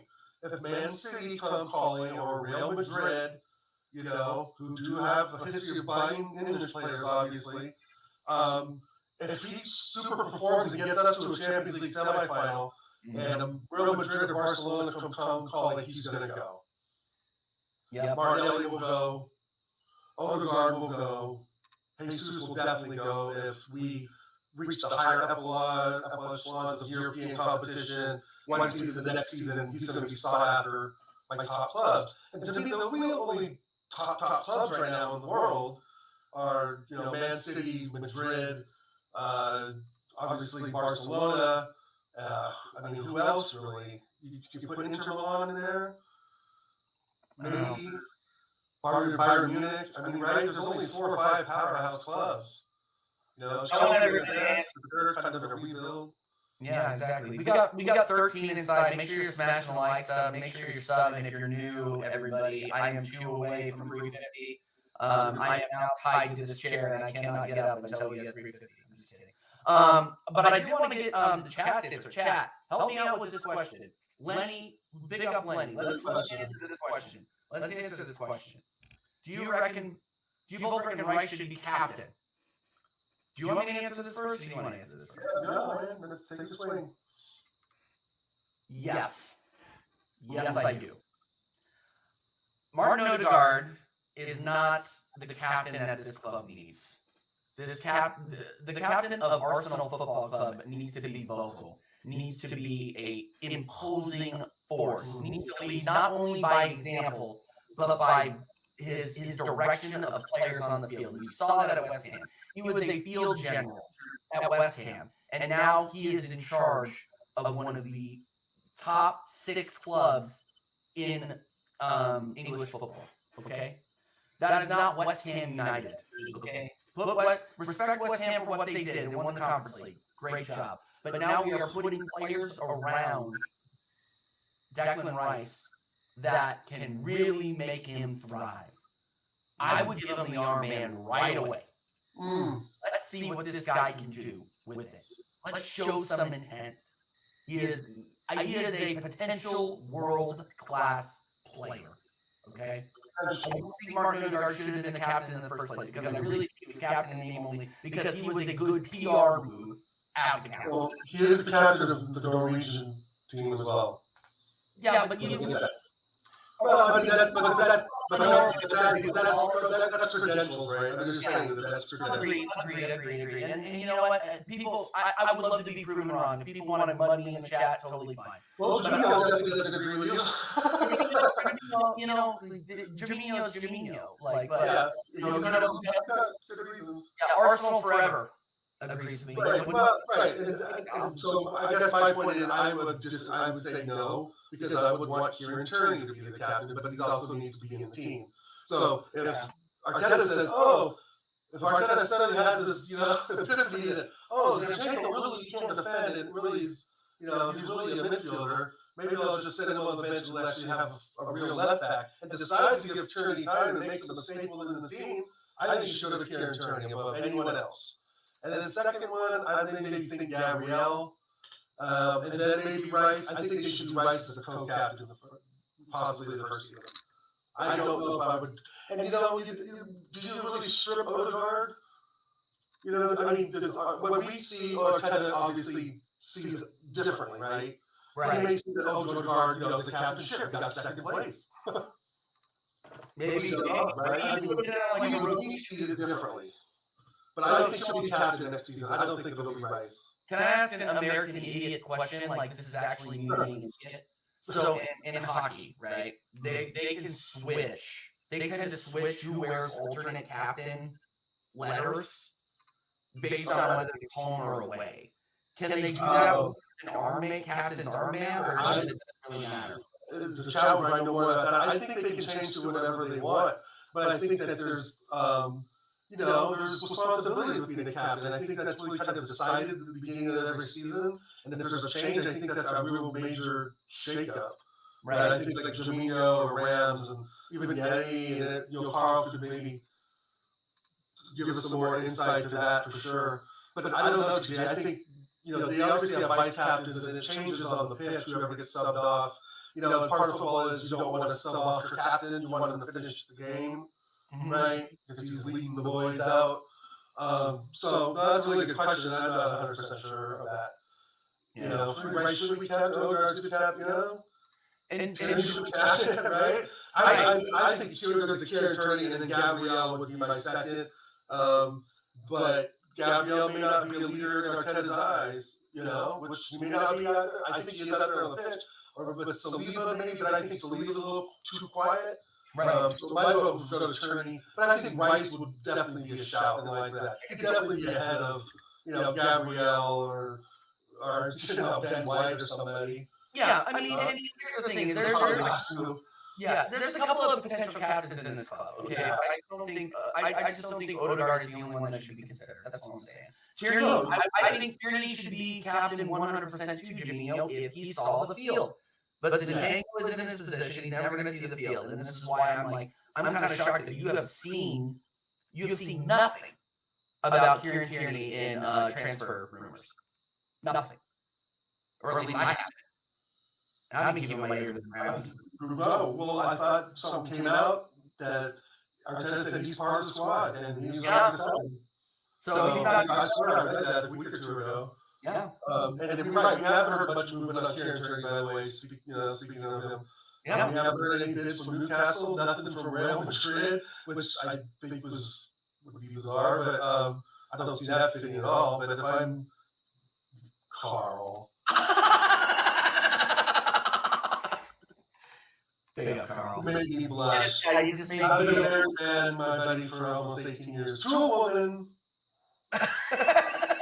It's to our damn kind, sir. Yes. I'm going to keep that in my memory. Send me a card. By the way, this went off track real quick. Love it. Jets lifted his third straight Premier title. Yeah, he fucking did in FIFA world, bro. I know. But the thing is like Kieran, I know, and he's not going to play Kieran Tierney. Let's be realistic. He's going to go Zinchenko. We're going to do the same inverted midfield shit that did get us essentially to second place. I mean, that's the Zinchenko dilemma. You're not playing him, and what happens, right? Because he was really good for most of that, especially the first half of the season with what he was doing, even though we didn't like it. Mm-hmm. I mean, it's just, in hindsight now, it's kind of like, I can see where Arteta's going. You mix it up too much. I want to see what happens at right back. I want to see if we're going to really do with a 3-4-3 formation, just straight up do that. I've seen 3-5-2 too, as a rumor. That's a clogged midfield, man. Yeah, I don't know, and I'm really not Yeah, a back to begin with. So I'm a 4-2-3-1 guy or 4-3-3. Or 4-4-2, but defensively like 4-4-2, and that's going to be, I think, what we're going to probably see a lot of is, especially with Kai Havertz not being the best defender. What's our formation going to be when we're under the cosh? When there's a counterattack or something, do we go into a 4-4-2? Do we just kind of, keep the Saka and Martinelli out wide and not come in and help defend? I think Martinelli, if Kai Havertz is a left midfielder, Martinelli's our winger, he's going to have to help the defend because Kai Havertz can't even tie his own shoe when he's in defense. And that's the other worry, too, that I think a lot of people have with him even joining the squad. What does that bring defensively? Because defensively, we're still weak. We gave up how many goals at the end of the last few games? Besides the Newcastle game, I think we got scored on in every game. Yeah, we were sinking. Yeah, and so that's either tired legs and missing Saliba, but and Kiwi or what roles he going to play with Timber coming in. So I know I'm opening up a lot of can of worms. No, there's plenty to be had on it. And big up Lattice, big up. You need to set it out during the season. Captaincy can be changed. For example, a few seasons ago, I'm assuming that's David Gea was stripped of the United captaincy mid-season and was given to Maguire. Yeah, I mean, yes. But I also agree with what to a point where with what LongHairedYeti'sCave in the preseason. Earn it in the preseason. Yes, okay. I want to see. Well said. You know what? I retract that. So let's say if Rice shows the rocks to do it, right? Yeah. Give it to him, or split it if you can. I don't know. And I know football is different from hockey. There are certain egos involved. I get it. but traditions and heritage. exactly. Right. And there's a lot of pageantry involved that me as an American Right. Pageantry. Right. doesn't always recognize. So Mhm. it is what it is. Yeah, no, and that was a great question, everybody. You guys are killing it with questions. We got 15 inside. Make sure you're smashing a like. It's free. It's free. Yeah, thanks for free, guys. Thank you so much for joining us today. Happy Friday to each and Yeah, every happy one. Friday, everybody. I'm We got Jack. shout out to Chris Rolls. Welcome, bro. Welcome, Chris. Welcome, Chris. Make sure you're smashing special like, smashing the sub if you're new, my man. Thanks for coming in. Happy 4th of July. Keep going. I think it'd be really hard, TJ, to strip Odegaard of the captaincy. I mean, like I said, Arteta's going to look at that and say, what did he really do wrong? I mean, he's not going to be perfect, right? Nobody is. Yeah, But he's not my captain. I know he's not a lot of people's chat captain, but in Arteta's eyes, he captained our club to second place last season. So Yeah. I think it'd be really harsh in Arteta's eyes. It'd be really harsh to pull that from him. I know it's not. Yeah, I know it's not going to happen. I know. Okay. I'm living in fantasy land. We live in FIFA land, bro. FIFA land, yeah, where I can just go into the positional players and just give them the arm. You're going to make Tommy Asso up to an 88 and make him the captain.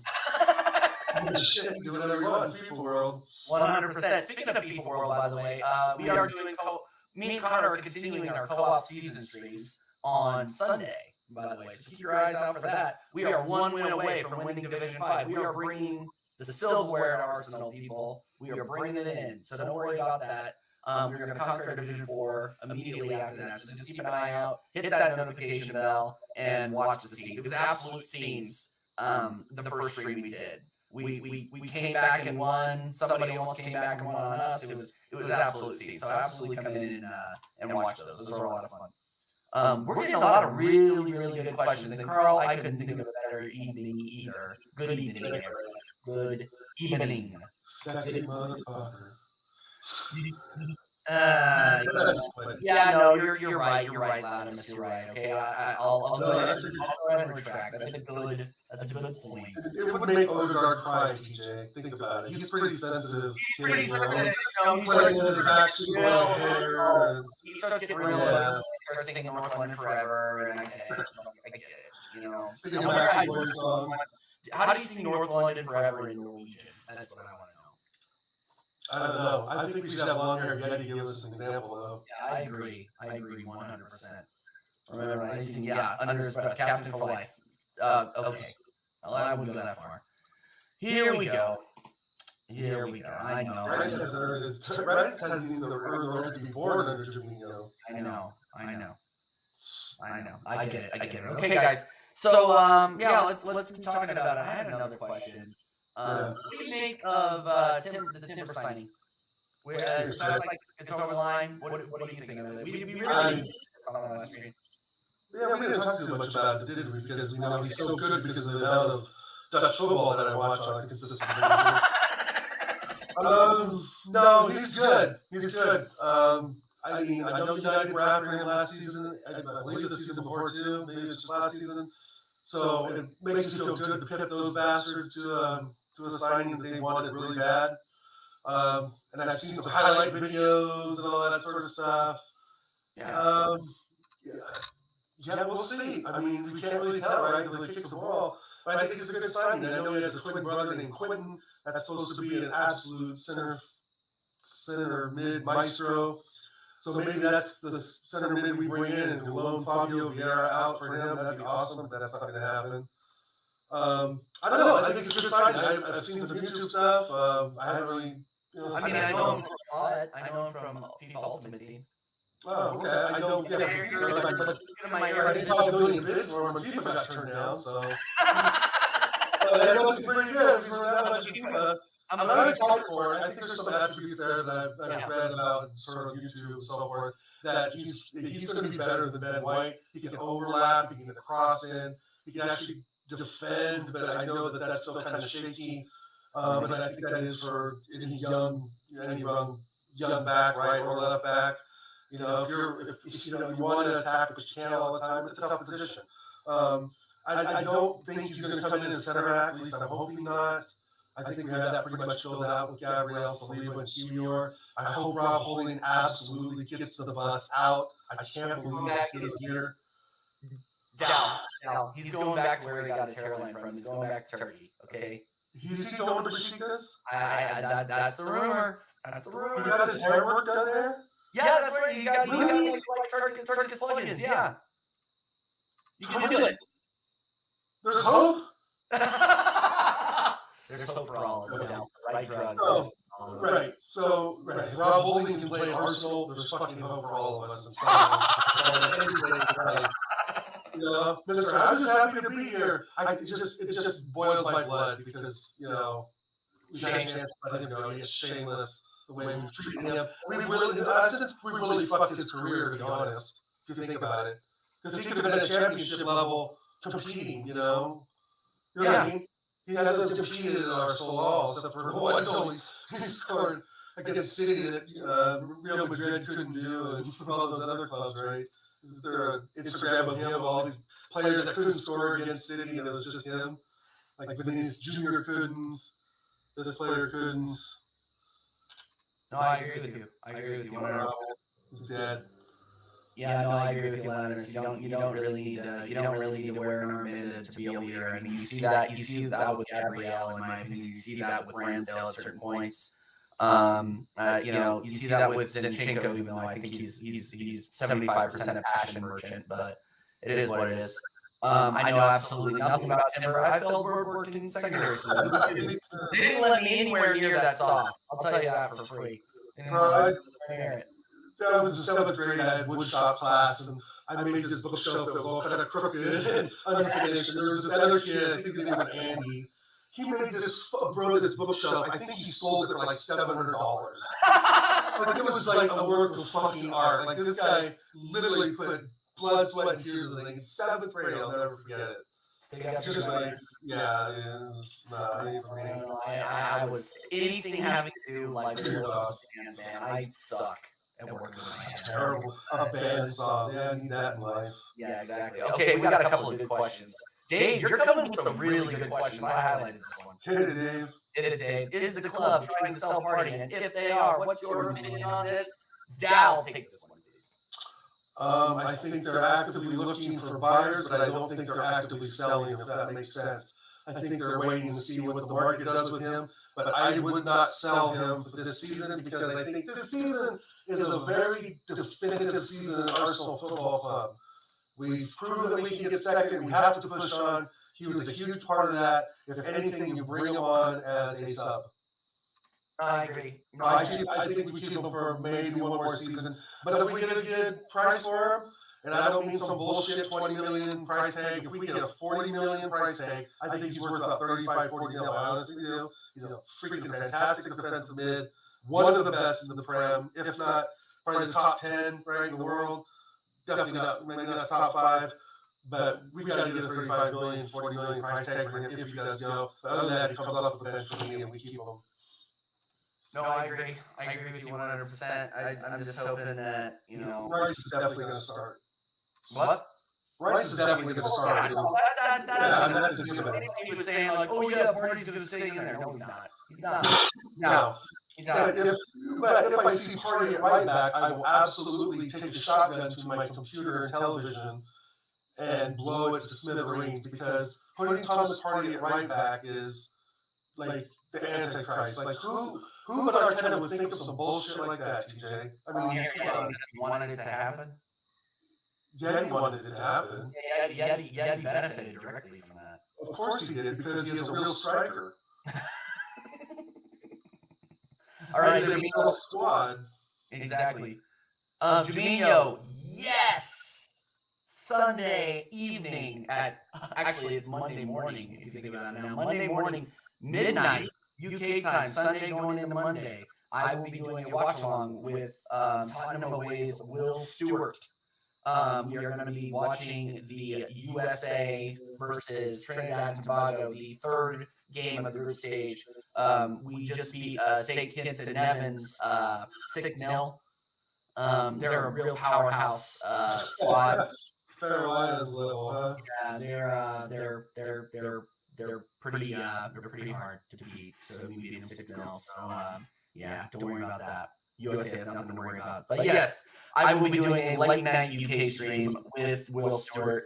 Make sure you're subbing to Tottenham away 365. He's an incredible guy, really, really nice guy. So, and he supports this channel, by the way. He wanted to come on last week, but he had some work stuff that called him away. So, yeah, come and hang out with us. Let's go. Let's go. I'll also be doing women's. This is a women's shirt, by the way, because they actually win things. We will be doing Women's World Cup streams as well, but I'm not doing theater stuff. So yeah, there we go. So TJ, I got a question for you. Yeah. What kind of form do you think Saka is going to be in at the beginning of the season? I think he'll be firing, and here's why. There's been a lot of pressure on him. He, you know, I think the. Well, let me start over. So he had a great game. I don't remember who were they playing when they just skunked them 6-0. Yeah, Moldova. Some dead, team like that has like 500,000 people in their country. But that being said, yes, he's here. Yes. Hey. We got Kyle Volcanoes in the building. Let me answer this question. How are you, Sven? We're well. We're gonna move on to the movie segment here in a second, but we're maybe you can help answer this question too, Kyle. I think that Saka is getting rest for the first time in months now, and having that performance that he was. Yes, it was a dead team, but still getting 3 international goals, heading into a preseason where I hope he doesn't play that much. I hope they're gonna maybe play him for a half or so. Against MLS, just to show the American fans that you give a shit, and play them against United and Barcelona when they're here. But then after that, rest him. Do not risk him into the season, and make sure that he stays warm. I think he'll come out firing. I honestly do. And he's not unaware of the fact that he's finished last season off form. He's not unaware of that. So I think he's gonna come out firing. I'm not gonna lie. What do you think? Yeah, I hope he comes off firing. I don't want to see a bunch of preseason either. I'm just curious if he can, he'll rebound from last season. I'm hoping that he comes out firing too. So we were just talking about hoping Saka comes off good, Kyle, at the beginning of the season and doesn't have a hangover from last season and can actually, show us what he's really made of. But Saka has to come out and he has to start. He has to start off top class. But what I have to say about the Saka situation is there's no point going for half the season and then disappearing at the second half of the season. When it matters, I want these players to come out in the mattress, not coming out with a suit for them. So let's talk about Saka at the back end of the season. If we're fighting to win the Premier League, and I'll tell you, with all this money that we're spending and getting these players, if we go win the Premier League next season, I want our attention on. There's no excuse this season. Right. Especially when we got our $100 million man. Yep. No, there is no excuse. And somebody asked us during our transfer show last week, Kyle, okay, so now we have 300 million now. 300 million now. There's no excuse. There's no excuse now. Even for a guy like me who has been compared to a lot of our other friends, light on Mikel Arteta. Now you got to perform results. You got to get me a trophy this season, or you're gone, man. You got to. Yep. I'm not talking about FA Cup or anything. I'm talking about Premier League or the Champions League. Has to come to the end of the season. If not, out. I agree. His 5th season, right? And if we don't get anything, even if we get, there's nothing keeping us back now, Kyle. There's nothing holding us back, The only thing I see holding us back is we lose points to clubs, like Brighton and who else got promoted, Blackburn or whoever the hell ever, right? We still have to win those games on a rainy Monday night. Yeah. And I don't know if we have all of the pieces for that puzzle, mate. Yeah. But the first thing I have to do now is give Declan Rice star band and be captain of the club. That's the first thing I have to do. How long have you been listening, Kyle? Have you been listening to the stream? No. Okay, we talked about it, but I want to get your opinion. So go. Yeah, Tell us just why take the Giants get the armband. Yeah. Just take that armband. I'm with the woman here. We had the Chinese there, and I said to her that I was jumping on the show about films there for a few minutes, so she understands, I suppose. Well, let's talk about it. We'll talk about that next. I threw a bottle of wine in on top of it, just, it's a soft as the Excellent. war. There we Well, go. what I was going to say to you, no, take the armband off Odegaard, give the Declan Rice, very simple decision in my eyes, because Odegaard is not a captain. We wanted the Champions League position 2 years ago. Odegaard was captain. What did he do? Failed. We went to win the Premier League last season. What did he do? Failed. Give the armband to a real captain, which is Declan Rice, and he's possibly, since being here in Gilberto Silva, he's probably the best candidate for captaincy since touring. Because we've had nothing but, like, losing mentality players with the captain band since then. Someone put me up there earlier about who's the worst captain, Shaka or Gallas. And I said about Gallas, and someone said to me, Shaka, disrespect the club and blah, blah, blah. Man's entitled to his opinion. But in my opinion, the two are an absolute disgrace to the football club. We went out there against Birmingham, walking around the Premier League, things didn't go according to the plan. Eduardo got a bad injury and fair play to that, but Gallas, the captain, he's sitting on the ground, he's crying. I'm looking at him. And we blew really tight. These lads are clowns. Yeah. Bring Declan Rice in, give the captaincy from day one, end of the story. Well, And your boy Jaminho is probably like punching his keyboard right now, like your fellow Irish brethren. So you don't care that he defected from the Irish team and went to England. Absolute disgrace. And don't get me wrong.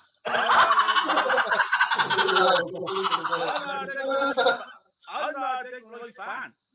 But he's an upgrade on what we had in that midfield. And he is a better captain quality, more so than what Odegaard is. yeah. But All I ever see Odegaard doing is flicking his hair to the side. Backstreet Boy, looking like a Backstreet Boy. Yeah. And you're gonna take that. So that's where I am, lads. And I tell you, I don't know what back this season. I'm all about this season. I want number one, no excuse. All right. But No excuses. right. But Arteta's not going to strip Odegaard. I know, but it's fun to talk I about. want Kieran Tierney, Kyle. I want Kieran Tierney to get the game time and get the armband. That's who my captain is. And then second line, But I don't think you're going to give. I mean, because I think what we were saying earlier before you joined was that in our eyes, yeah, Odegaard is a big, like kind of a wimp with his take that hair and his kind of whining and minging, But at the same time, Arteta doesn't really see it that way. Probably he sees it that we got to second place with this young captain. So am I really going to destroy this kid's confidence and just whip it out of him to give to a big money signing? And that was what someone said in the chat as well.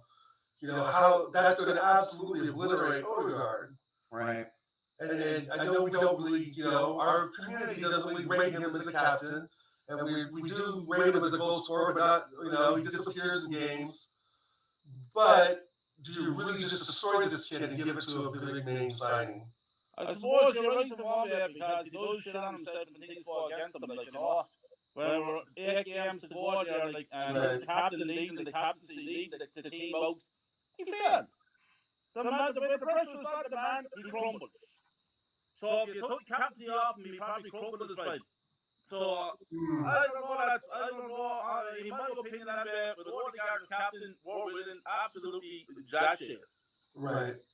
I totally get your point. And maybe so it's just that maybe there's another side effect too, Kyle, that you're getting at is that hey, we can't have this Arsenal comfortableness and we love everyone feeling anymore at the club that we've had for decades now, So maybe Odegaard of the captaincy could be a bit of a, a bit of an eye opener for him to maybe his performances will be better, right? Maybe it's a blessing. It would be a blessing in disguise. So there is the other side of the coin for that. But I just in reality, I just don't see Arteta doing that. I don't think he's going to look at him and say, oh, it's your fault we got second or your fault for this performance and kill the boy's confidence. But again, my vote would be Tyranny if he was in the team more, but he's not. Yeah. So. Interesting times ahead, lads. Yeah, interesting times for sure, and there's going to be plenty of time to talk about it too, because It's a very important season in the history of Arsenal Football Club coming up. Absolutely. Because this is really going to put us, separate us from mice from men. We've spent the money now. We've put it up to the upper 100 million level, and now we have to back it up. Yeah. And if we finish fourth or fifth, it's going to be a mess. If we don't finish first, it's going to be a massive disappointment. If we finish second, only 2 or 3 points behind, disappointment. But if we finish third or fourth, it's a massive disappointment. agreed. 100%. Number one. Number one. Same. Yep. All right, guys, I'm gonna switch gears. We advertised in the thumbnail that we are gonna talk about films. So we have 12 inside. Stick around, everybody. Just because we're not talking about football doesn't mean we don't love football, okay? But we gotta talk about something else here, otherwise I'm gonna go crazy. So one of my passions is films. Okay, we love films. This is Connor's idea, but he wasn't able to make it today, so he's gonna watch this on playback. But we are discussing our favorite top 5 films. Okay, so put your top 5 films in the chat. Okay, and if we agree, disagree, you want to mud my opinion, you want to mud Dal's opinion, you want to mud Kyle's opinion. But Kyle, do you want to give the chat like a little bit of a background around why we wanted you involved in this discussion? Yeah, but first of all, teacher, I would like to say big up to the two of you for having me on the show, lads. These are legends. Yeah, absolutely, anytime. And everyone in the chat. And I'd like to say, I wanted to talk to you, TJ, before, and I was always wanting to get back, but life was so busy for everyone. I see that you're involved with musicals and stuff like that, so I wanted to teach her now, so I wanted to talk about it, and I'll give you a shout privately about all that. Yeah, I'm happy to talk about it on here or privately or any time. I talk about it all the time. So. Perfect, because my backstory is I am what you call a huge film fan since the age of 4 and 5. Mm-hmm. And I started, the first films I started to watch was the old Hammer horror films, Dracula, Frankenstein, all that kind of stuff. And my dad and mom can remember me as a child. Not just watching the film, I wanted to know what a director was. I wanted to know what cinematography was. I wanted to know all this kind of stuff. And I'm going to turn the phone this there so I can see stuff because I'm so blind. But, so basically I was huge into the films. So in my lifetime, I'm very lucky, I became a film critic. So my background is I'm a film critic. I write for the papers. I do reviews. I've interviewed a few actors, I've spoken to a few actors about films, so I've been very lucky in my life. So films is massively important to me, all my life. So that's my backstory, and when you say about top 5, TJ, I say I have to hop on for that. Yes. I said to the boss, the woman, just give me 25 minutes to talk about films, so she understands my passion for the film, so she said, you work with that. All right. So yeah. I'm gonna have to do a lot of groveling on that wrong song. All right. Well, so since you have a keen eye, right? Big up, Steve. We just hit 20 likes. Make sure you're smashing them up. All right, guys. Steve, thank you for joining.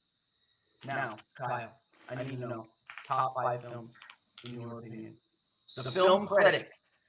Give it to us. I'm always asked this question, and it's very hard for me to say it. I know. It's like asking me what my favorite song is. Like, I get it. I will try my best here. What are your top 5? Okay. I think the greatest film ever made is Godfather Part 2. Oh! Go ahead. I think Godfather 1 has to be in the top 5 as well. Yeah. Top class. Nope. So the first 2 of the Godfathers have to be in the top 5. Godfather 2, I would put as number 1. Okay. So then, in the top 5, I'm putting in the original Exorcist. Ooh, yeah. I think that is the most frightening film ever made, and it's one of the most powerful films I have ever seen. Now, I understand the modern audience of today, like my daughter or my nephew or whatever, they might laugh at it now, but you have to understand when that film was released, the effect that it had. It was massive. Yeah. Then I have to throw another classic in there, Jaws. I think Jaws is just perfection. And then it's so hard. So that's 4, right? I That's read 4? for a film called Taxi Drive, Robert De Niro. Yeah. Again, you could talk about Goodfellas, you could talk about Shawshank Redemption, I could talk about On the Waterfront, Marlon Brando. There's another film I talked about, one of the best films ever made.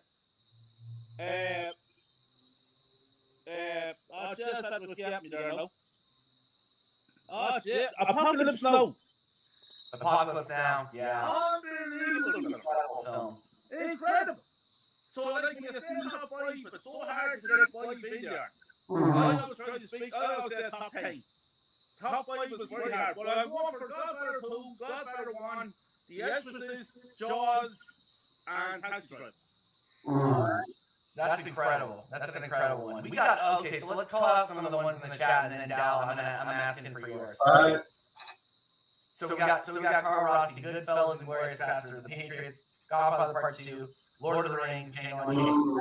I think that I agree with about 80%. Those are incredible films. I think Django Unchained doesn't get talked about enough. I honestly don't think it gets talked about. Yeah, that was incredible. Incredible film. Rain Man, another great shout. Spinal Tap hits me because I'm a drummer and a lead singer in a band. Like, so the jokes are absolutely incredible. They're absolutely incredible. Let's see what else we got in here, guys. Put yours in the chat. Put yours in the chat. Arsenal Farmer says Bad Santa. I mean, yeah, if I'm in the mood for it, I'll watch it, right? If I'm in the mood for it. The Great Escape is another great film. Great film. Fight Club screwed me up. Yeah. That melted. I had to watch Fight Club 3 times to get that. Yeah, exactly. And get the foreshadowing and things like that. Yeah. I always look for that. Well, then you have to talk about The Sixth Sense was an amazing film when it first came out. The twist in that film was amazing. Absolutely. You have to think about, like, there's so many films, you talk about so many films. Like, people ask me the greatest western ever made. And you hear people saying The Unforgiven, The Outlaw George Wales, Magnificent Seven, all those films being mentioned. But for me, the greatest western ever made is a film called Shane. I thought Shane was incredible. That is a great movie. Incredible movie. Carl Rossi, you need to put the cervezas down. Put it down. Little Shop of Horrors, great film. Yeah. Musical is incredible too. A friend of mine just did. The director of the shows that I'm in right now did Little Shop of Horrors last year. It was incredible. I want to tell you something here, and I want to give you a little bit of I want to give you a movie to watch, to check it out to watch, right? If you haven't already seen this, I want everybody watching this to check this movie out. Okay. Everybody knows the film Silence of the Lambs. Mm-hmm. Oh yeah. Yeah. Right? And it's a great thing, if you ever did a film quiz, they ask you how many Hannibal Lecter films is there. And people always say Silence of the Lambs, Hannibal, The Red Dragon, stuff like that. So 3 or 4 dimensions. But actually, the very first Hannibal Lecter film ever made was a film made in 1986. A film called Manhunter. I've never seen that one. Fucking awesome. Incredible. And you know there's a part 2 to Manhunter. The the what do you call it? Michael Mann director. Brian Cox is hand director. If nobody has seen Manhunter, check it out immediately. It's a far better film than The Silence of the Lambs. Manhunter's insane. And there's a part too. The Lambs is awesome. I can watch this weekend. So that same, I think that same character is in another movie called To Live and Die in L.A. Yeah, To Live and Die, yeah. With Brilliant. Willem Dafoe and Scott Peterson as the actor. William Peterson. William Peterson, that's right. Yeah. Very Incredible. underrated American actor. Yeah. No, Manhunter is. Don't watch it in the dark. No. No, it is terrifying. Okay. Oh, that's awesome. That's awesome. One of the best soundtracks I ever heard in a film as well. Yeah. Okay. Really? 1986? Incredible. Okay. Well, I was years old, so. Arsenal Forever. This is one of my favorite movies. It's not my top 5, but it's an incredible movie. An amazing film. Trent is an amazing film. Yeah. I'll give you a quick little story. I had the privilege of meeting Morgan Freeman. Oh my! What? And I walked over to him and I went to shake his hand and I said, Mr. Freeman, it's an honor to meet you. And I'll never forget what he said to me. He said, son, my name is Morgan, not Mr. Freeman. My parents christened me Morgan. What a gentleman. It was a privilege to talk to that man. Gentleman. I met Angelica Houston. Not a nice woman at all. Oh, really? Not nice at all. Her father is Irish, and she was over here traveling around there, and I got to meet her. Not nice at all. I met Lady Gaga. Lady Gaga, absolutely lovely woman. Really genuinely nice woman. The producer of the musicals that I do met her in Las Vegas and said she's an incredible person. There you go. She was so nice. It was like talking to just someone you know. Yeah. That's awesome. So, fingers crossed, I'm supposed to be meeting Al Pacino now in the coming weeks. So, Have you ever been? Al Pacino. Oh, you gotta get a fuck. that's the big one. That's the big one. So, fingers Have you met crossed. the Gallagher brothers? Have you met Liam and Noel? Have you met Liam and Noel Gallagher? Well, I'll get you started with those two fucking assholes. Okay, all right. I gotta Al has to shoot. I want to get your top 5 now. My top 5? Okay. I had to write it down. Okay. Number 1, Dazed and Confused. Oh, that's a great one. I don't know if you guys in the chat know about this movie. It's a cult classic from 1993.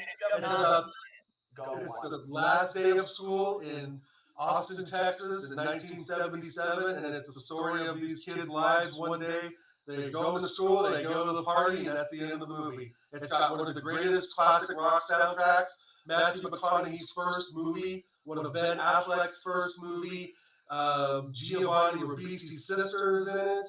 I don't know if you guys know him. Who else? Adam Goldsmith's first movie, Tony Rapp's first movie. Some of you guys may know Adam Goldsmith from Friends. Tony Rapp was in many other shows. Giovanni Ribisi was in Friends too. What's that? Giovanni Ribisi was in Friends too. He played Phoebe. Exactly. His sister's the redhead in it that drives the car. Oh, So everyone, please don't look at Dazed and Confused. It's a real piece of Americana. It's the most kind of American film of teenage life in the 70s that you can get. And it is done by the director, Richard Linklater. So Dazed and Confused is my all-time favorite. Number 2 is the British classic Snatch. Great movie. Snatch to me is one of the greatest movies ever made because the production value, the cast, the quotes, the editing, the way it's shot. Guy Ritchie is a fucking genius, but that movie is absolutely one of the best films I've ever seen. When it's ever on TV, I watch it. I don't care if it's almost all the way done. I'll watch the very last 5 minutes. Whenever that show's on, like any of these movies, if it's on TV, I'll watch it, right? Right. Snatch to me, I saw it in the theater when it first came out, I think in 2000. Great soundtrack as well. Brad Pitt is absolutely fantastic. I'm sure many of you have seen Snatch. It's a classic. My third is another classic, Scarface. I grew up watching Scarface when I was a kid. Movie. I know it's really over the top for some people, but it's actually the true story of what was going on in Miami in the 80s. If you go watch Cocaine Cowboys, which is a documentary about cocaine in Colombia in the 80s in Miami, you realize that Miami was specifically built off the cocaine trade. Almost all the buildings in downtown Miami were somehow invested with the cocaine industry. So watch Scarface because it's a real tale of what a lot of Cuban immigrants went through in the 80s as well, coming over to Florida in the 80s. It's all based off of a true story. Obviously, Tony Montana's a fictional character, but those lifestyles and that movie depicts a very good lifestyle of America in the 80s in Miami during the cocaine trade. And then number three, I gotta put Goodfellas, one of by far the best gangster film ever made. It was between Godfather 1 and 2 and Goodfellas to me, and I gotta go Goodfellas because I saw that before I saw Godfather, actually, which is kind of weird. I saw Godfather, which was re-released in the theaters, I think, in '96 in America, and that's the first time I saw The Godfather, blown away. But Goodfellas really just showed the real intensity of being a gangster, beating that guy up in the bar, stabbing him. I mean, it's just, that movie starts out as a really good pace, and then when at the end, that movie just takes off like a rocket when he's dealing cocaine and he gets arrested. The movie just takes off, right? And so Goodfellas to me is just, I don't know, it's just a classic gangster film. I can remember I wanted to be a gangster. Yeah, exactly. Famous line. Number 5, I had to go Raising Arizona, a Coen Brothers film with Nicolas Cage, Holly Hunter. It is one of the funniest freaking films ever. Where he's getting chased by the dogs and the police with a pantyhose on his head. It's just, you need to see The Godfather. Arizona, we've seen that Kyle. Classic American film. In the stream and go watch it. What are you doing? Watch me. Go watch that. Yeah, you're wasting your time here. Waste your time. You go watch The Godfather. But Raising Arizona is absolutely 100% hysterical. I don't know if you've seen it, Kyle. I'm sure TJ has. Absolutely. It's a brilliant film, and it's again, like telling you guys across the pond, and it's a real show like American life, right? And it's. Do you think it's the best Coen film? Best foreign film? Best Coen film, the Coen Brothers. Do you think it's the best? It's close to Oh Brother Art Thou. Oh Brother Art Thou. Was almost famous. No Country for Old Men is good. For me, Coen Brothers' best film was A Simple Plan. That's a good one. Brilliant. With Billy Bob Thornton and Bill Paxton, I saw that. Brilliant. Yeah, I really like. I saw Raising Arizona when I was like in 8th grade. I was like 13 and thought it was the funniest movie I've ever seen. And then I have another one that everybody's gonna love. This is kind of number 6, The Football Factory. I still need to watch that. I'm sorry. I just can't in Ireland, England, and seen The Football Factory. But when I first watched that movie, it really solidified like what I thought life in London would be like. Oh, and Rock and Roll, that's another good one. But yeah, so for me, my kind of alternate would be The Football Factory. I just think for a cheap budget film, it's funny, it's violent, it's got football in it, it's got the music, it's got the casual style, and I was just like really blown away by it.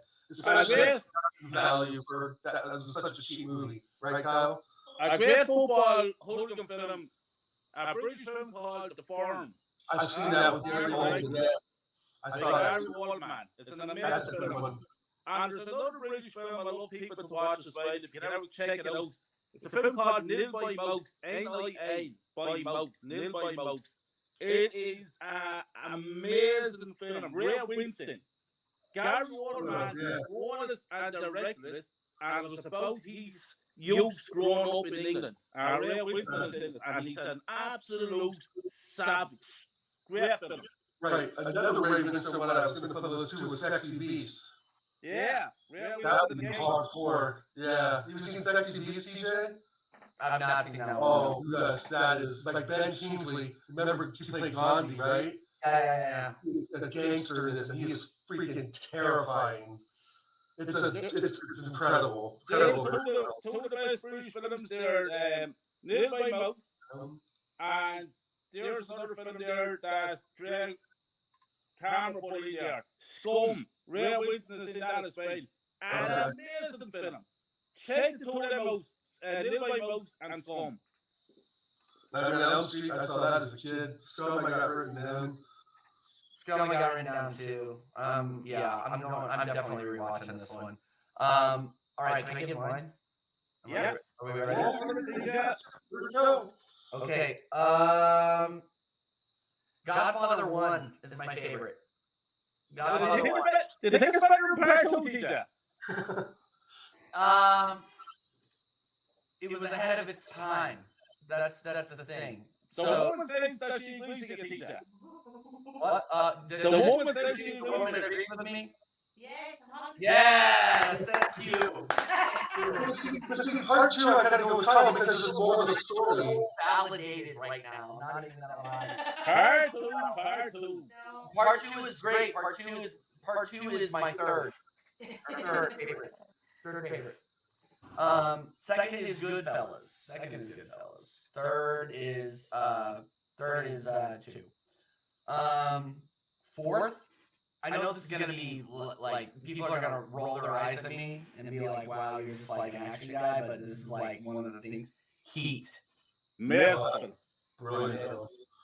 Whenever I need a movie to watch, and I'm like thinking, like, "Oh man, what movie do I want to watch?" Heat. It's always Heat. Amazing. Incredible film. And then fifth, sorry.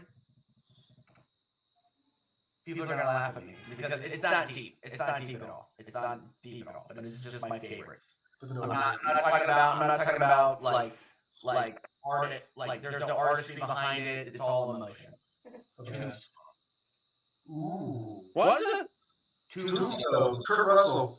Amazing film. Yeah, Val Kilmer. Yeah, that Shootout, the OK Corral. Like I will always watch that over and over. And that's all based on true events, yeah. Huckleberry, like Red Sashes, all that stuff. Yeah, red sashes. Yeah, I see a red sash, like a man wearing it. Yeah, that thing. Val Kilmer's brilliant. Yeah, no, Val Kilmer. Yeah, and Val Kilmer is a nice guy too. So my sister used to do travel organizations for Denver Comic Con in Colorado, and she met Val Kilmer. And he's just the nicest guy. Like he's had a lot of health problems and things like that, but she's the nicest guy. So good. This is Top Gun. I mean, Top Gun alone. Top Gun. I mean, we can go. So can we name just like movies you always go back to? How about that? Can we name go back to? Yeah. Fiction. Yep. Snatch. Anything that's on TV, Red Room. Training Day is a movie I always Speed. The Green Mile. Yes. Yes. Speed. Die Hard. One I always go back to. Die Hard. Cliffhanger with Stallone. Lock Up with Stallone. I love Rocky. Lock Up with Stallone. Yeah. I don't think I've seen that one. I like Cliffhanger. Cliffhanger with Stallone was good. Hey, that's a shout for sure. Cliffhanger was If you go back and look at all the people that are in Bad Boys, the guy who played Michael Imperioli, Christopher Moltisanti, is in that movie. He's the tire guy in that movie, and then he went on to be this huge star in Sopranos. So, like, well, let me tell you something there about Bad Boys. There's another film called Bad Boys, an older film. I saw Bad Boys for Sean Payne in a prison. An amazing film. Yeah, that's hard to watch. I've seen that. That is a hard watch. American History X, somebody mentioned Hard watch. Hard watch. I watched that once, and to be 100% honest, I have not brought myself to watch that again. I can't watch it once, and I don't want to put myself in. Yeah, that whole curb scene, I cannot do that. Sigourney Weaver in Aliens. Aliens is, you talk about sequels, best sequels to original films. Right there you have one. Aliens was by far better than Alien. Aliens is an absolute masterpiece. I agree, Chris. I agree. Die Hard. Yeah, I watched that too. Yeah. I had to do a review on Die Hard last Christmas. Sorry, I was asked to do a review on one of the best films, a Christmas film. And I did the whole review, I published it on the paper, Die Hard. And I explained why it's a Christmas film. I said, "Lads, do not come back to me saying this is not a Will you send me the article? I will do, TJ. Yeah, send that. I'd like to read that. I need to see it. I need to read it. Hey, Kyle, would you leave a link sometime in Instagram where we can find your articles and stuff? I'll do that. I'll do that. Okay. Please do. Like, I love doing these kinds of conversations because you get to find out who the people are behind all The the Arsenal fandom, yeah. Yeah. We're Arsenal we're insane Arsenal fans, but at the same time we have our own interests. We have our own, like, you got to get to know the people too. And the 17 inside are absolute legends for sticking around and hanging out with this conversation. Like, this is where you get to know the people behind the scenes here. Absolutely. So big up everybody. This is what I wanted this show to be. So I appreciate it, guys. I appreciate it. We got a ton of incredible people. Gladiator. Here's one. So Steve, The Blues Brothers was one of the movies that inspired me to be a musician. Mm. Jake and Elwood Blues, like when they're getting bottles thrown at them in the western bar when like they're bombing, and they start playing the theme to Rawhide. That's one of my favorite scenes in movie history. Everyone throwing the bottles and stuff, like that movie inspired me to be a musician. I made a mistake on my list. I should have put Blazing Saddles, because Blazing Saddles is a cool fight. Well, we can just keep throwing them out as long as Blazing Saddles, I gotta admit, I put that above Scarface. Blazing Saddles is one of the funniest movies I've ever made. They make fun of everybody. Are you being pulled away? Are you being? The one that's after saying something here. You say, tell the lads two films that she's had coming up with. The Shining. Oh, great call. Great movie. And the second one, Once Upon a Time in America. Ooh, Robert De Niro. Shining. So The the Shining Shining. film. So One that we talk about a lot, yeah. So Amazing film. it'll interest your lady to know that the hotel, the Stanley Hotel, the movie, the place where Kubrick, right? Kubrick, yeah. Wrote that movie. He stayed in the Stanley Hotel in Estes Park, Colorado. I went to college 15 minutes north of Estes Park. Okay? And I stayed at that hotel with my wife. When we first started dating, we did this. We did this trip out to Colorado and visited my old stomping grounds. And we stayed at the Stanley Hotel where he wrote that movie. And they do haunted tours and all that stuff.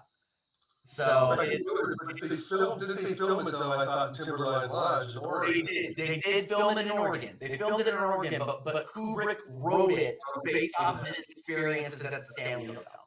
So that hotel is in Timberline Lodge in Mount Hood, Yeah, Oregon. the Overlook. I have something to say about you. I'm gonna ask you Timberline a Lodge. question. You might be putting on a right track here.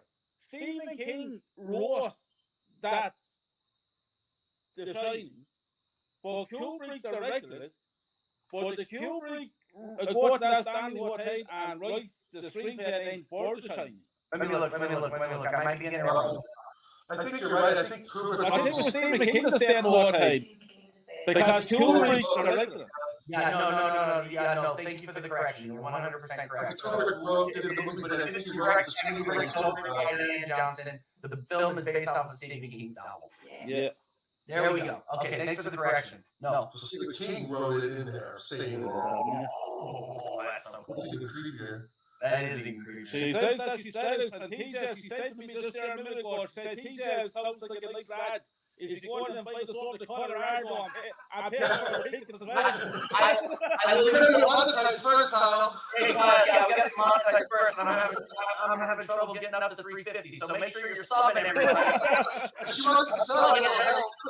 Yeah, tell your lady to sub me right now. We're gonna get closer to the airport.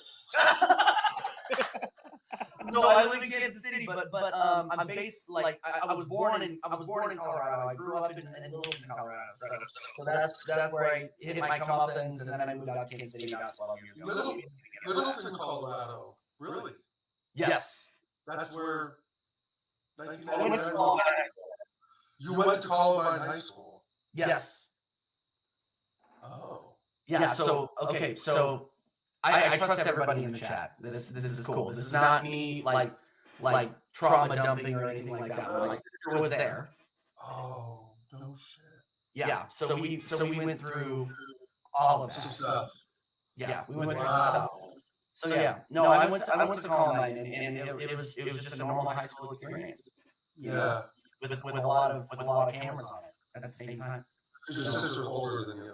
Yeah, she's 5 years older than me. She was a freshman when that happened. Well, here's the thing though, is that she's the reason I am who I am today though. That's like my sister is probably one of the most incredible human beings I've ever met. She was a show choir, I wanted to be a show choir. She did music, I wanted to do music. Like she is the way she lived her life and lives her life is absolutely incredible. She's one of the best people I know. So yeah, I don't mind sharing that. I'm sure she wouldn't mind sharing that. She's an incredible person, and honestly, the community, the way we rose out of that is inspiring. So Yeah. I'm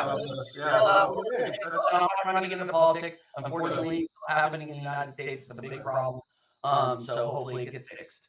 So yeah, no, and maybe up to everyone in the chat. Don't worry about it. It's not a thing. It's not a thing. So There's another film for you. Things that first off, big up to you, man, for that. yeah. Oh, thanks for letting me share that, guys. Thanks for letting me share that. Secondly, coming from American fellas, American dudes, it mentioned a film that might hit those hard to your side. A magnificent film about the Chicago firefighters. Backdraft. Oh, Backdraft. What a movie. Did Ron Howard direct that? Did Ron Howard make that? Ron Howard made that. Yeah. I didn't know Ron Howard made it though. Yeah. I think he wrote it or directed it. Yeah. Oh, Ron Howard. I didn't know that directed Backdraft. He directed that film, Ron Howard. Wow. Okay. Right. I know. So, Kyle, what's your favorite M. Night Shyamalan film? I know he's made some good ones and some bad ones. And some in He's between. a director that frustrates me because he has the potential to be a great director. Like he made some great movies and then he made some terrible films. Right. The best film that he ever made was The Sixth Sense, an amazing film, all-time classic. That end of that film was absolutely brilliant. Well, I remember going to see that at the premiere that the cinema was packed.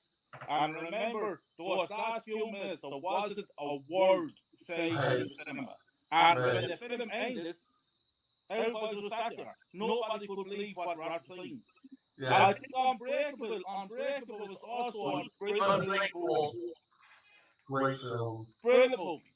But Did you like Split? Did you like any of the anything else that came I from liked that? it. I thought it was alright. Me and my wife, that was our first date movie. Is we went to saw Split. Nice. I think Signs is really good. I always thought Signs was brilliant too. Yeah. Signs and what was the first one again? What's the first one?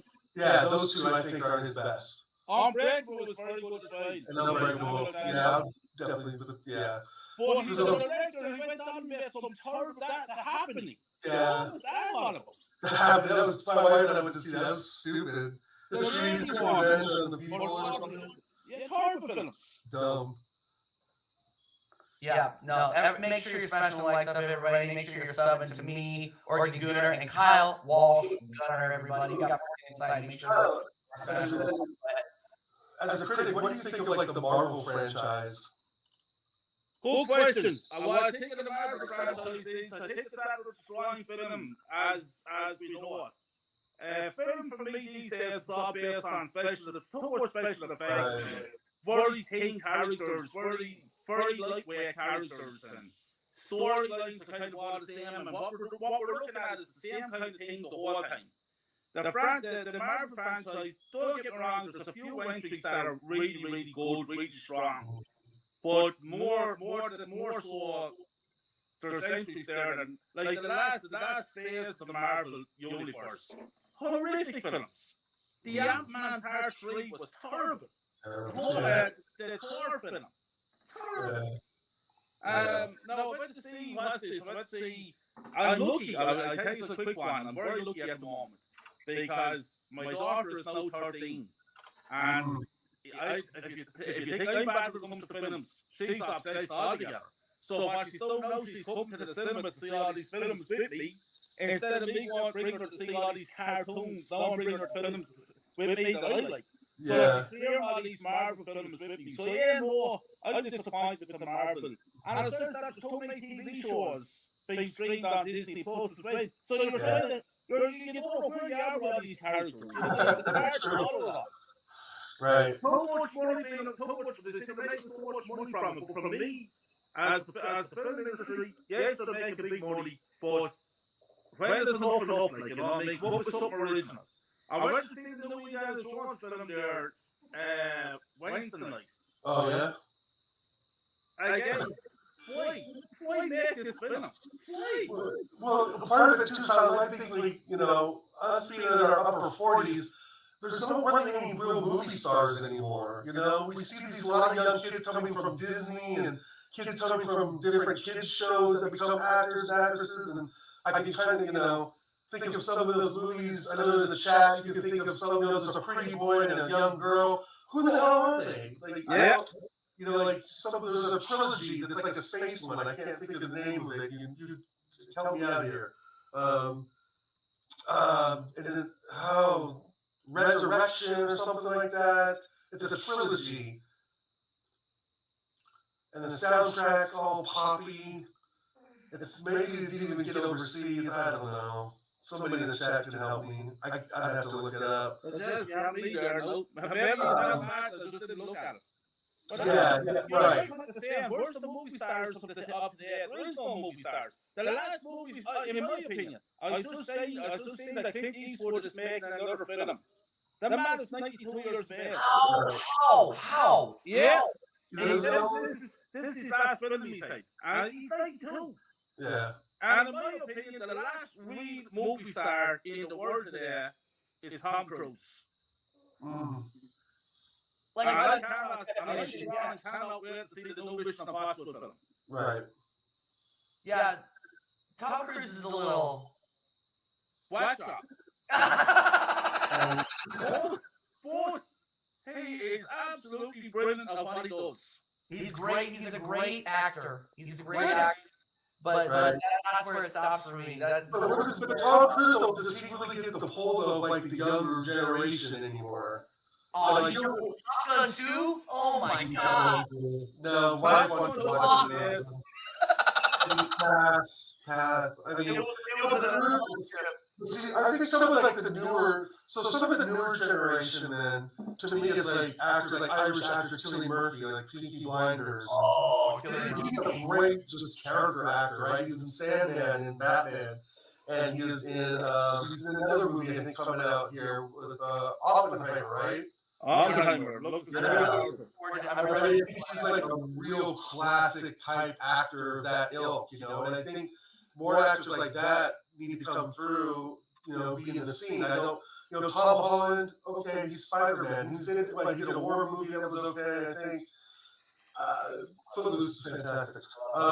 You know, so it's like the older actors, yeah, I mean, you could even say like, yeah, Tom Cruise for sure. And if Clint Eastwood's doing another film, you could put him on that list as well as kind of like the old school actors, you know. And it kind of there's that middle gap too, where you have like Gerard Butler, you know, that kind of middle era, you know, where like I feel like popular at that time. John Cena tried to be an actor. Yeah. It kind of went in a real weird direction in the like after the 2010s a bit, you know. No, I started before that. It was The Rock. The Rock, I think. The Rock. Yeah, so like influencers are starting to become movie stars. Yeah. You know, they were just sort of like athlete. You know, Rock kind of was to an athlete to kind of a viral star to a movie star, right? Yeah. You see, unfortunately, one of my favorites of all time. One of my favorite WWE of all time. Next to Richie. You see, unfortunately, films have changed throughout the years, so therefore the old star, they're finished. Like the great actors of the past, you never see a Paul Newman, you never see a Gene Hackman.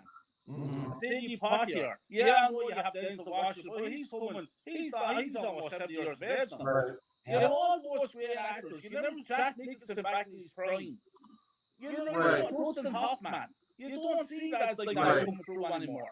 And I think we get some of that in like Michael B. Jordan, Cillian Murphy, some of those young actors. But I think even there's a gap right between there. There really is a gap of kind of like movies really kind of went to shit for a while. The Marvel thing was ruling everything because it was all fantasy and CGI.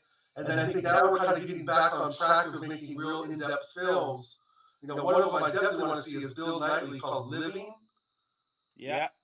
You know, I think that's supposed to be a great film. Now I think it's on Netflix. But a lot of these films I think you can't find unless you subscribe to streaming services, right? Yeah. They're not doing Hollywood big production theater films as much as they obviously did in the 80s and 90s and the early 2000s. And I think you also have the rise, of course, of influencers. People want to watch TJ and Dow, you know, do YouTube. Well, you have YouTube. People watch it constantly, right? Instead of going to the movie theater, they'll just watch something on YouTube, right? They'll watch their favorite YouTubers, TJ and Dow, and, you know, you go to a movie to see, you know, an older actor that they may not know. Like, there's some probably maybe people in the chat. Dustin Hoffman, who the hell is that? Yeah. Right? Oh man. Yeah. By the way, we're at 25 likes. Let's get it up to 30. Let's go. I gotta get going, guys. It's Oh, you got okay. All right. Well, Yeah. we'll wrap it up. We'll wrap it up then because this has been an incredible stream. We've been going for an hour and a half, and it is getting late out there in the UK. So we'll let everybody go. Carl Rossi's Friday night. Yeah, Carl Rossi is fully in the bag now. It's over. We've had a consistent stream of 15